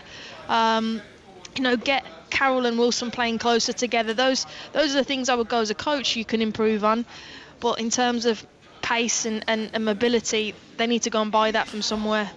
I know it's one of those seasons where, teams can go on a bad run and then pick up. Teams can go on a good run and then they can fall away for a little bit. There isn't a great deal of consistency amongst any teams in this division. But we've all of us been around long enough to spot a club, let's not say a team, but to spot a club that looks in free fall and devoid of any spark and confidence. And you would say, Jonathan, at the moment, and you mentioned it in commentary, other sides around them, that Newcastle are the flattest team in the Premier League. Absolutely. And someone, a Newcastle fan, said to me today, I think we'll stay up because there'll be 3 worse teams below us in the table. This is Newcastle United you're talking about. This is a team whose fans, if they could go, would go there weekend in their tens of thousands. It's not good enough. This is a team, if you're of a certain age, you remember the Bobby Moncur team, you remember a wonderful player called Jinxie Smith in the midfield. You remember the players they've had. Shearer will remember them all, going back to the Ward Jackie days and all those days. And this is Newcastle United we're talking about here. It's not good enough, and they are dropping into a very, very disturbing situation because West Bromwich Albion have got the Big Sam bounce, because Brighton and Hove Albion are well coached, and you only have to listen to Pep Guardiola to hear his thoughts on Graham Potter. And if they can cure their goal scoring problems, they'll be okay. Fulham seem to be picking up. There are always, this, Mark, you've been around long enough to know there's normally a team that drops into it. And on present form, and because of this corrosive feel about Newcastle United, it will be Newcastle United who drop in there. Whether or not they'll be good enough to stay up in the end, there's a long way to go. But at the moment, these are really disturbing signs. Not from the way they started, Mark. Not from the way they started here today. But once they've gone behind, They just completely went. And that's a very disturbing sign. And I'm not sure, Karen, that there are three worse sides than Newcastle at the moment. And also, on recent evidence, Sheffield United and tonight, I'm 99% sure that there aren't three worse sides with less fight than Newcastle. We're going to get some reaction before I bring you back on that. Granit Xhaka with George Cummins. Thanks, Mark. Yep, Granit's with me now. I mean, Granit, what a difference a few weeks makes. A wonderful performance tonight from the team. Yeah, very important 3 points. We deserve the 3 points today, I think, and we did a good game, over 90 minutes. And yeah, after the draw against Palace, we knew we have to take the 3 points today to keep going and to be positive. You've got some wonderful midfield players, haven't you? What's it like playing with Thomas Partey? I think that was his best game in an Arsenal shirt. He's important, very important for our team because he brings a lot of experience on a high level. And yeah, he showed one more time today how important he is for us, and we are so happy we have him. You could have a great midfield partnership with him too, and Emile Smith-Rowe, Saka. That's a potentially brilliant midfield you've got there. Yeah, our job is to keep going with the young guys we have in front of us. Thomas, me and the other guys who play a little bit more back than the others. We have a lot of experience, and we have to push these young guys to keep improving, to keep going. Because, yeah, we took now a lot of points, but we have a long season in front of us, and this is so important to go step by step. Have they surprised you, considering their age, how well they've done? Not surprised, because they have a lot of talent, but I think talent is not enough if you don't work.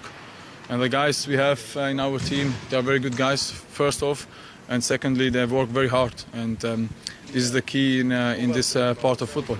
Great for Aubameyang to get his confidence back with a couple of goals tonight. Do you think he's over his blip now? He was always ready. Of course, every player has this moment where he's not going so well, but he showed one more time today how important he is for us. And I'm so happy he helps out and he scored again, and I hope he can continue like this. Thanks for joining us. Thank you very much.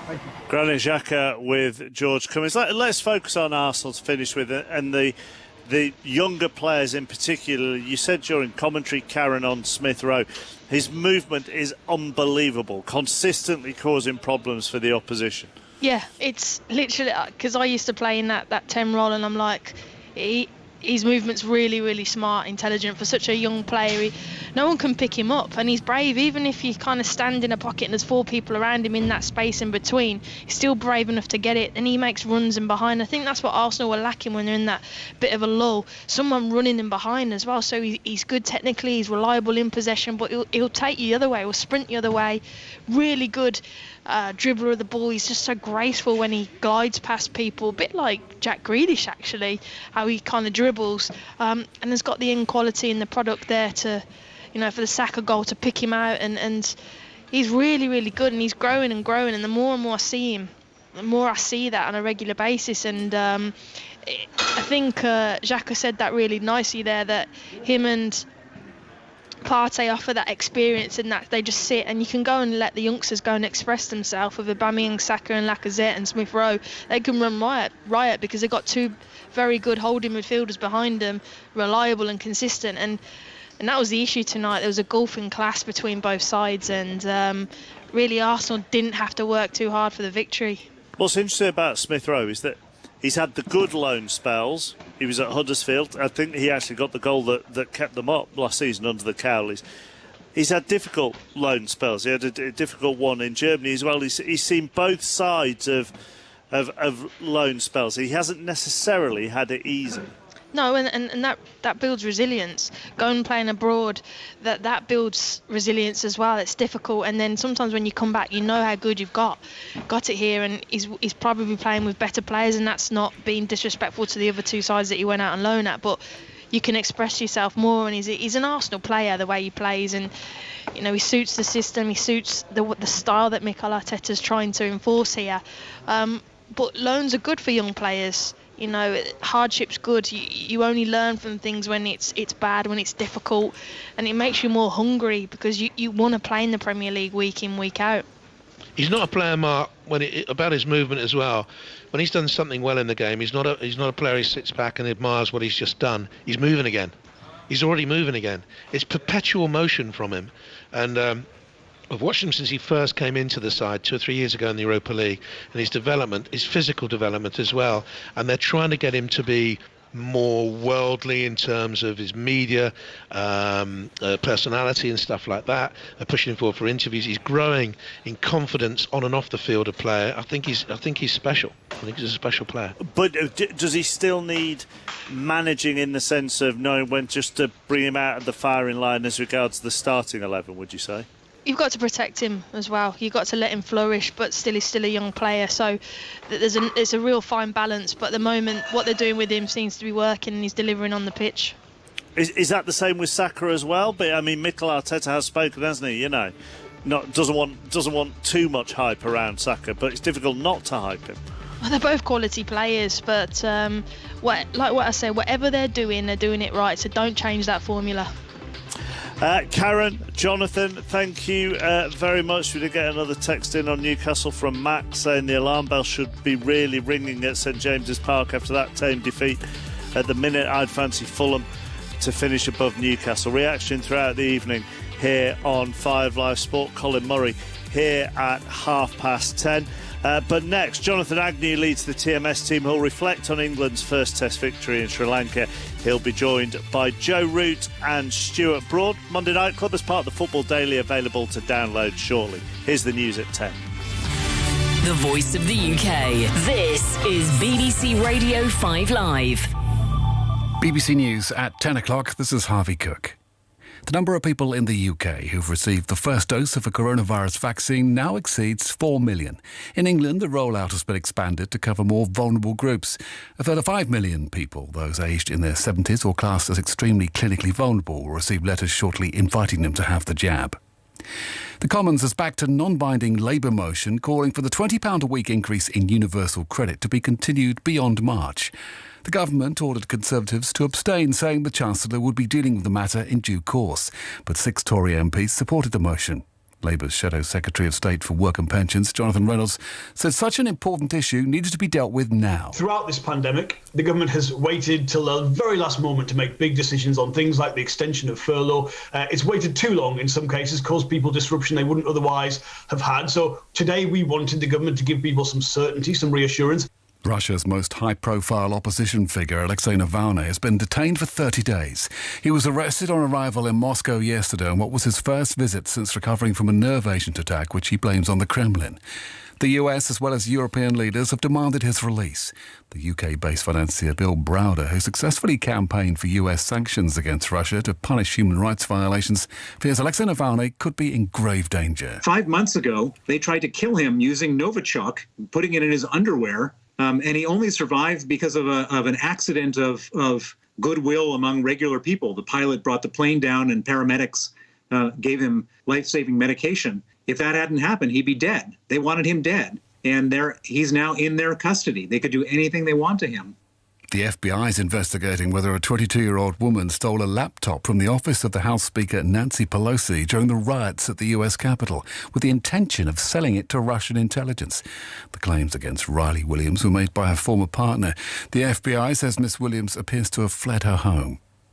The German car firm Audi has become the latest car maker to warn that a global shortage of computer chips will force it to curb production. Other manufacturers are experiencing similar problems. Theo Leggett reports. A shortage of computer chips has become a serious issue for the global motor industry. Demand did decline sharply last year when factories and showrooms in many regions closed down in the early stages of the pandemic. But while the industry itself has recovered faster than expected, semiconductor production has lagged behind. This has caused what one leading parts supplier has described as extreme volatility in the industry, which is expected to last for several months. In the Premier League tonight, Arsenal beat Newcastle United 3-0. And the weather, heavy rain will push in from the southwest tonight, affecting much of the UK. BBC News, it's 10:03. The FA Cup 4th round. And it comes and in it goes! Cheltenham Town, Manchester City. That is a fabulous strike! Chelsea, Luton Town. Fed into a dangerous area! Manchester United, Liverpool. Just when you think you've seen it all, incredible. No replays, guaranteed goals, 0 filler. Where did that come from? What a shot! The FA Cup 4th round. Follow all the action across the weekend on 5 Live and BBC Sounds. This is the TMS podcast from BBC Radio 5 Live. Hello, this is Jonathan Agnew. England's winter is off to a winning start after a 7-wicket win over Sri Lanka in the first test in Galle. Coming up, we'll hear from Michael Vaughan, we'll speak to Stuart Broad and Joe Root, and we'll hear from the DJ, Randy Caddick, England's only fan in Sri Lanka, who joined us from the fort overlooking the ground. The Test Match Special podcast. Follow every ball of England's tour to Sri Lanka on Test Match Special. Pereira comes in round the wicket, bowls to Bairstow, sweeps out towards deep square leg. It beats the infield, hits the boundary, and Johnny Bairstow hits the winning runs for England. They've done it. They've won by 7 wickets. They've got there within, 35 minutes of play on the final day after those hiccups and the pressure on the fourth evening when they were 14 for 3, might have been 14 for 4 had Bairstow been run out by a direct hit, but there weren't too many smiles on the England balcony then, but there are now. Yeah, I mean, it's been a really interesting test match to follow. Sri Lanka was so bad on days 1 and 2, we thought it was going to finish on day 3. But they've come back into it in the last 2 days. That'll give them confidence going into the second test match. England, when you think about the preparation, practicing at Loughborough in a tent, arriving in Sri Lanka, have 1 day out in the middle playing amongst yourselves and it rains. To put in this kind of performance is a great effort. I know this Sri Lankan team aren't a great team, but to do it in these conditions, it's always very special when you win a test match in the subcontinent. It's challenging for all the players, physically, mentally. You're asked about different skills that you don't generally need when you're playing in England. And Johnny Bairstow is an incredible character and cricketer. And it's just somehow, how does Johnny go out in every test with that mindset of point to prove? How can England get the Johnny Bairstow out there with the point to prove mentality day in, day out? Because when he has it, you only have to go back through his 1-day career when he's got a point to prove, he delivers. In test match cricket, when he's got a point to prove, he generally delivers. Now, he's somehow got to kind of work that mentality on a day-to-day basis. I know he's not going to always score runs, but you can just tell the first innings when he walks out there, there's a body language difference when he has that point to prove. And he's got to try and find that quicker and on a more consistent basis. Stuart Broad, good morning from here. Well done. What a good win. Yeah, fantastic, wasn't it? Yeah, I mean, it's I think day 1 was our strongest day, wasn't it? We set the game up beautifully from there. To be honest, wouldn't want to have been chasing much more than 130 as that pitch ended up. But, I was pretty calm this morning with only 30-odd needed and 7 wickets left. And a lot of hard work, as you all know, goes into winning over here. So it's a great feeling. Yeah. How was it last night, though? I was sort of saying last night, I remember England would love a bit of bad light. Just get away, get the pressure away and just come back in the morning, because it is a bit more straightforward when you've had a break, isn't it? And that pressure has been released a bit. Yeah, absolutely. I mean, it looked like we could lose a wicket every ball last night, didn't it? And when you lose a run out, like your best batsman gets run out, you start thinking, oh no, is it one of those days? So yeah, we were pretty happy when play finished last night with just losing 3 wickets, because it was every ball was spitting and turning last night. The ball was hard and really moving, and Sri Lanka were up. They sensed something could happen, so it's always nice to get a sleep in. We'd been in the field for 136 overs in this heat. You do feel a bit drained, so we were pretty happy to rest the bodies and come back today. And to be honest, it felt very calm here this morning. We had a job to do. We felt like we had enough in the tank to chase 30-odd runs on this pitch, and to do it without losing a wicket today was awesome. And very happy for Johnny Bairstow to bring the team home, because he's not been in the team as of late, and to hit the winning runs in a test match is a great feeling. And a special word for Dan Lawrence. I mean, everything I've seen of him this test, I feel like he's already played 50 test matches, which is great testament for a 23-year-old. And that's true, isn't it? I mean, just the way that he... Well, people are bored of me saying it. I've been saying it for 5 days, but he just looks such a natural test cricketer.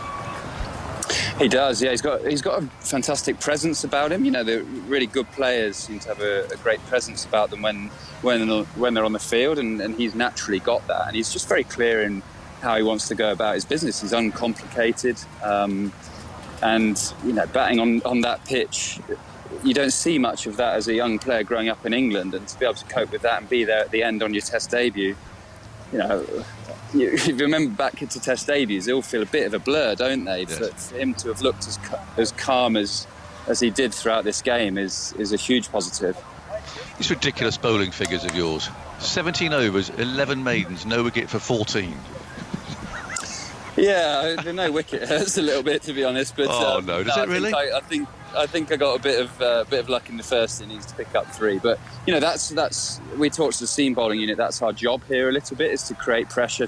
Mark Wood and I bowled 9 overs from one end after lunch for about 3 runs, I think, and that's where you can build a lot of pressure on the team that then the spinners can go bang, bang, bang. And we're quite aware that it's unlikely here that we'll bowl spells where we'll pick up 3 or 4 wickets quickly, but if we can make impacts, 1 wicket is almost worth 3 here for the seam bowling unit. And I think actually for us it's judging ourselves a bit more on the economy rates, because if we leak runs, then it builds a lot of pressure onto our spinners and they can't bowl as freely. So we're quite clear on our role, but that's our role here at Gaul.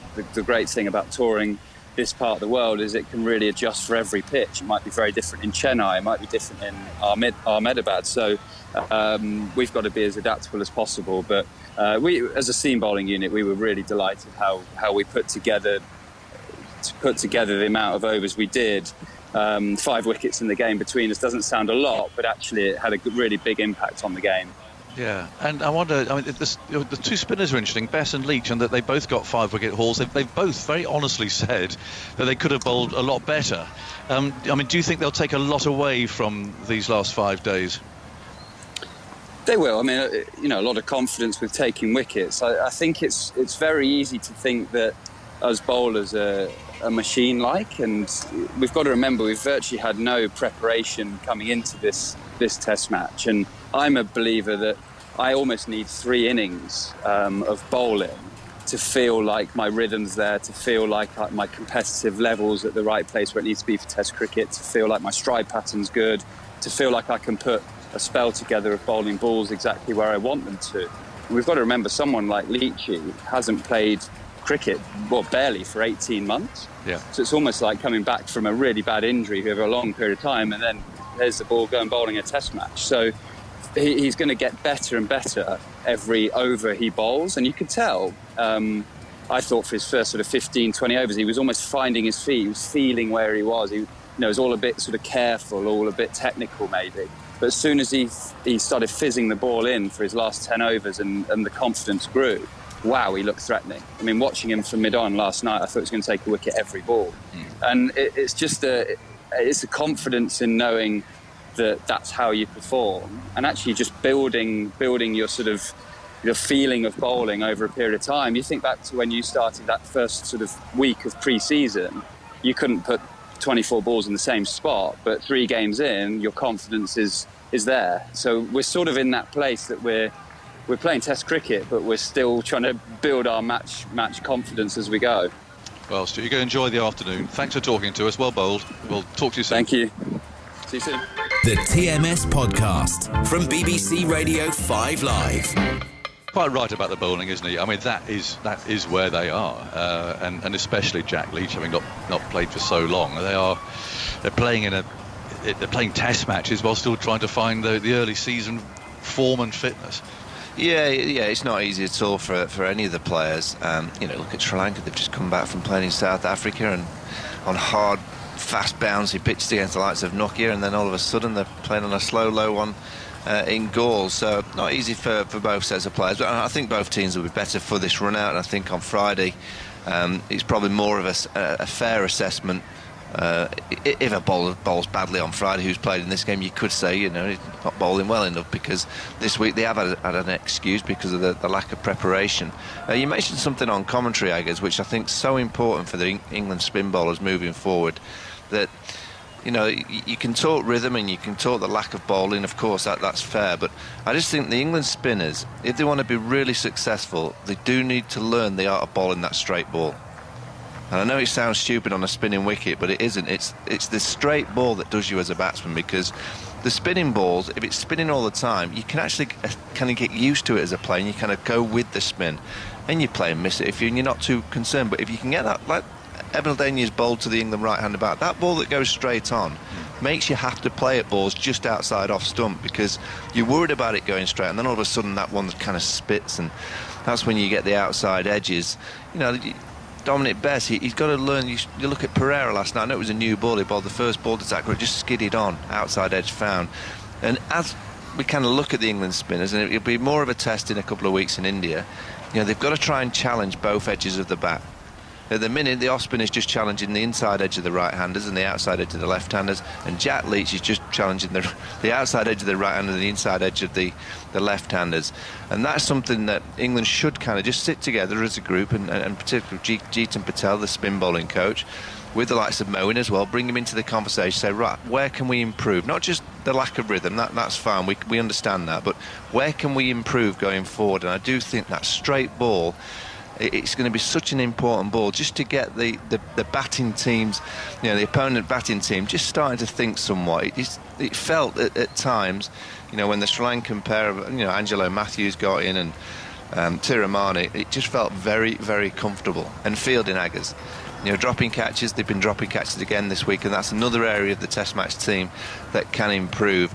So many great things, so many really good things and positive things this week, but if they want to be a really high-class team, they've all got to sit down and go, right, where can we get better? How can the batters get better? You know, should they have got 500 in the first innings? Yes. They should have been, from the position they got themselves in. So there's another kind of little area that they can improve. Spinners need to bowl that straight ball. I think the seamers, I thought they were magnificent. Stuart Broad led that. I thought they were absolutely outstanding this week on that kind of surface, just nipping in at the right time with, you know, Sam getting a couple, Sam Curran, just at the right time, doing what the captain would have asked. But that fielding still is an area of concern for me against the better teams. You drop Virat Kohli in a few weeks, Aggers, he makes you pay. He wins you the Test match. I can see Andy Zoltzen waving his microphone in my direction. Just a few stats on England's recent results. To begin with, 4 consecutive away wins for the first time since the mid-1950s, and only the 3rd time since the First World War. They've now won 8 of their last 13 away from home, having won none of the previous 13 before that. They've won 5 consecutive tests in Sri Lanka. Now it's only the 4th time they've won 5 in a row in a specific country. The first 5 tests they played in South Africa in the 19th century, the first 5 against Bangladesh this century, and 5 in a row against Australia in the 1930s. So we've seen the draw kind of almost die in Test cricket, and there was a phase when England drew about 2/3 of their overseas tests in the 60s, but even so, that's an encouraging run. Sri Lanka, by contrast, have now lost 8 of their last 11 at home, having won 7 of the previous 8. Dan Lawrence at the crease, not out on debut, only the 3rd England player since 1982 to do that, and he's the first England player to be at the crease, having scored a run as England won a test on Test debut since Vic Marks in 1982. On Stuart Broad's economy, he's the first England seamer to bowl more than 10 overs in an innings at an economy rate below 1 an over since Ian Botham bowled England to victory at Edgbaston in 1981. And Joe Root, beginning the series with a double century. It's the first time he's begun a series with 100 since the West Indies series of 2017. It's the 13th series he's played in since then. As I mentioned early in the game, he used to have a phenomenal record in the first innings of series, 600s in 13, and 3 other 80 scores up to that West Indies century in 2017. So a welcome return to that kind of form. And just a quick word on Mark Wood. No wickets in the match, but I just noticed yesterday the last ball of his 16th over of the day in the sapping heat and humidity was timed at 92 miles an hour. So, as you say, the seamers, as well, Stuart Broad was saying, only 5 wickets in the match, but made a huge contribution, both of those wickets and the pressure they built up. You're listening to the TMS podcast from BBC Radio 5 Live. Right, 3 times in 1 Test match. Great to speak to the England captain, Joe Root. Well done, Joe. Thanks, Aggers. Thank you very much. Yeah, a little more relaxing this morning than it was in those closing stages of last night. Yeah, it was a frustrating start, but that sort of thing can happen in this part of the world in the second innings. I think the most important thing is you try and keep the dressing room as calm as possible, stay nice and relaxed, and remember that you're one partnership away in that situation, which I think we did very well this morning in particular.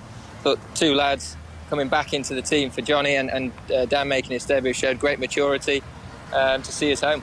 Looking back, I mean, it's an amazing test match, really, isn't it? I mean, to start Sri Lanka's second innings, 286 runs behind. I suppose most test matches that you see under those circumstances, it's a pretty heavy defeat, and that's it, and it doesn't, you bowl them out quite quickly. But I mean, they did come back at you. Yeah, and we expected a bit of fight back, especially in their own conditions. It's always difficult. You're looking at coming into a tour off the back of no preparation. You've got two spinners playing minimal cricket coming into this tour, and expecting them to then try and bowl the side out after the first innings where everything fell in our favour. I think actually as a bowling group we operated very well. Just to come out of the game with those two lads getting fifers will give them a huge amount of confidence, and it's a great experience for them. But I thought our seam group were excellent as well, and to get as many wickets as they did in these conditions, testament to how well they've bowled. But we're very aware that we're going to have to keep looking to get better, and that we're not. This is not the finished article in these conditions, and that things will get tougher as this tour moves forward. So as long as we keep that attitude of looking to improve, looking to build on this, and the more cricket we play, knowing that we will get better, I think we'll put ourselves in a really good position to build on what is a very nice start now. Yeah, and that was shown actually by both the spinners. Both of them have been interviewed here over the last few days, Bessa and Leach, and congratulations on your fifers. Oh well, I could have bowled much better. I mean, they both put their hands up, and they know they've got some work still to do. And I think that's okay. I think the fact that they're very honest, they're giving a fair appraisal of what's gone on, and that they're keen to get better that's what you want. You want that attitude. You want guys to look to always improve all the time. And like I said, they've not played a huge amount of cricket coming into this series, so the more overs they get under their belt, the more that they can get into that competitive mindset of that one-on-one battle with the batter, start thinking more tactically instead of technically, the better that will be for that. And I think, like I said, it was a really pleasing performance all round from the bowling group. The fact that everyone played a part, everyone managed to either contain the game and make sure that they weren't going anywhere for periods, or when we did get a couple of wickets, we were able to build pressure alongside it. Dan Lawrence, you had a good close-up view of him. What were your early impressions? Well, I think very impressive. The way that he handled himself throughout the whole Test match with the bat was incredible, really. First, someone coming in on debut to play like he did, and in that pressure situation last night, in particular, to look so calm and at home, I think is testament to his character, which I think is one of his biggest strengths and will hold him in really good stead in Test match cricket. Must just ask you about your wave to Randy Caddick up there on the ramparts.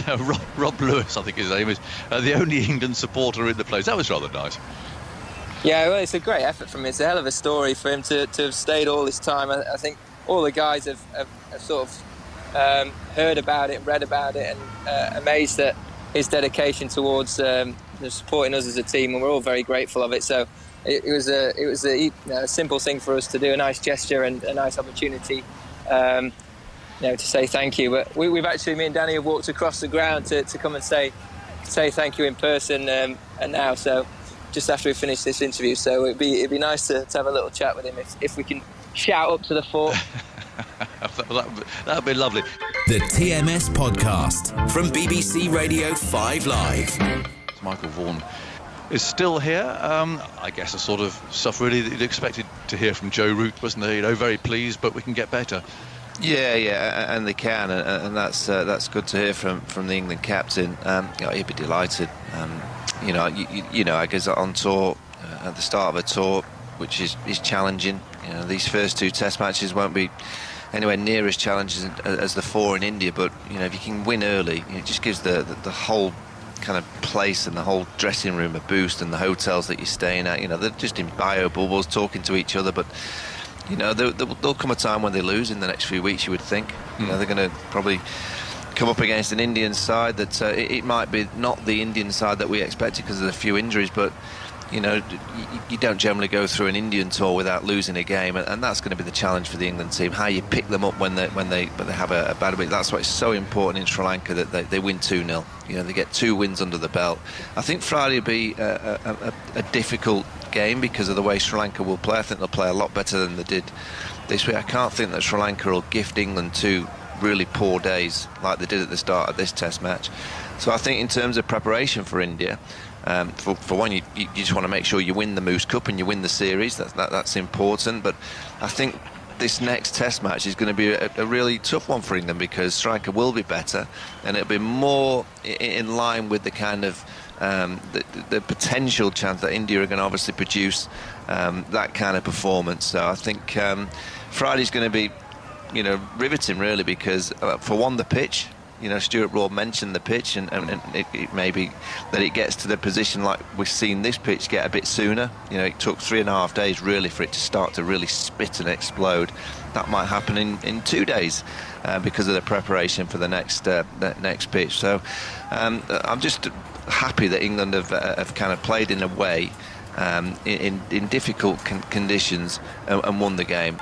The Test Match Special podcast. Follow every ball of England's tour to Sri Lanka on Test Match Special. We're going up to the ramparts, I think familiar territory, at least for some of us, and say hello to Rob Lewis, a.k.a. Randy Caddick, who's been up there and seen this whole game, or I think virtually the whole game, haven't you, Rob? Good morning, Agus. Yeah, I've been trying my hardest. I don't know about singing, more like shouting. It's brilliant. I mean, and you've been singled out. The England captain's been blowing kisses to you. Oh man, yeah, it's been magical. Joe Root's just given me a personal call just then, and I can't even believe this is happening, to be perfectly honest. Now I'm on TMS. It's got to be the greatest day of my life, surely. Oh well, there you go. Well, I mean, but what commitment! What amazing commitment! I mean, just remind people, you were out there to watch this series in its original form in March. Is that right? March, yeah. So I was actually on the plane as it was going to take off to come here when I found out it got cancelled. So as I arrived, and there was lots of other cricket fans and Barmy Army folk around, so just had a sort of week. But as the situation deteriorated, people panicked and went home. The foreign ministers calling everyone back. And I weighed up the situation, and I was like, I'm not having this. I'm staying put. And then not long after that, I mean, there was only just like a light rumour that England would sort of penciled in return in January. So formed the crazy idea of would it be pretty funny if I just stayed until then. I mean, that seems so long ago now, and it's like and the fact that it's actually happened is incredible. It's amazing. So I mean, what did you do between then and now? I mean, where did you live? Were there sort of COVID restrictions and so on? There was there was a hard lockdown here for 2 months. Colombo especially, people weren't allowed to leave their house for 2 months, so that was not great for them. I was in the south. They had curfews, so there would be like either 3 or 6 day curfews when you couldn't leave the house, and then there'd be like 1 or 2 days off. It didn't really kind of make sense because everyone just piled to the supermarket to get like all the food and rations that they needed to survive the next curfew day. But after the 2 months, it opened up. It opened up, like, and apart from like just wearing masks out in public and having your temperature checked when you go into like any establishment, it was pretty good. I mean, I've been pretty busy, like adopting a dog, little pup. Yeah. Then I started learning to DJ. Got a few gigs at the bar. You learned to DJ there? Combo. Yeah, I learned here. Oh, right. It's something I've always wanted to do, so I've been learning here, and then managed to play at a club. And they said, "What's your name?" And I was like, "I need a name." I really wanted to be cricket themed, so me and a few mates just threw a few names in the hat, and the unanimous vote was for Randy Caddick. Randy Caddick. Well, look, we've had the wrestler David Reckham on, who's Dan Lawrence's brother. So I mean, it's been that sort of game, really, Randy. It's brilliant. But how long are you staying out? You watch the next game, obviously. Oh yeah, the next game's on Friday. The original plan was just to come home after the cricket. This is why I've been here the whole time. But UK's got itself into Tier 5, so I don't really fancy coming back to that. So I'm hoping the UK can sort themselves out soon, so I can come home. I'm still paying rent at home. I'm still paying a load of money a month. Well, look, you're having a great time. Obviously, look after your pup. That's really nice. And we will we'll see you on our screens. The lone figure waving a flag on Friday. Yeah, I'll be here on Friday, singing Jerusalem as terribly as I can. Well done. Cheers, Agus. Cheers, Rob. Bye-bye. Nice to talk to you. Bye. Good luck. Bye-bye. great story, isn't it? There you go. Rob Lewis, also known as Randy Caddick, the DJ, as you heard there. So, any last thoughts, Michael, before we say cheerio? No, I can't stitch you up today. I guess you were on fine form. You were watching the telly closely. It was well, I've learned my lesson on that. high-class stuff this morning. No, I'm looking forward to Friday. I think it's been a good week for Test cricket. It was interesting. Definitely. And I'm looking forward to seeing both teams having had one game. I think the standard, I don't think England need to improve that much. I think they just need to tinker here and there with a few things, just to make themselves that little bit better. It's the fielding I'm going to really focus on, I guess, because it's going to be a big year in Test match cricket, and drop catches are going to be magnified hugely. So I just want to see this field, and there's no reason why not. They can all move, they can all catch. It's just concentration.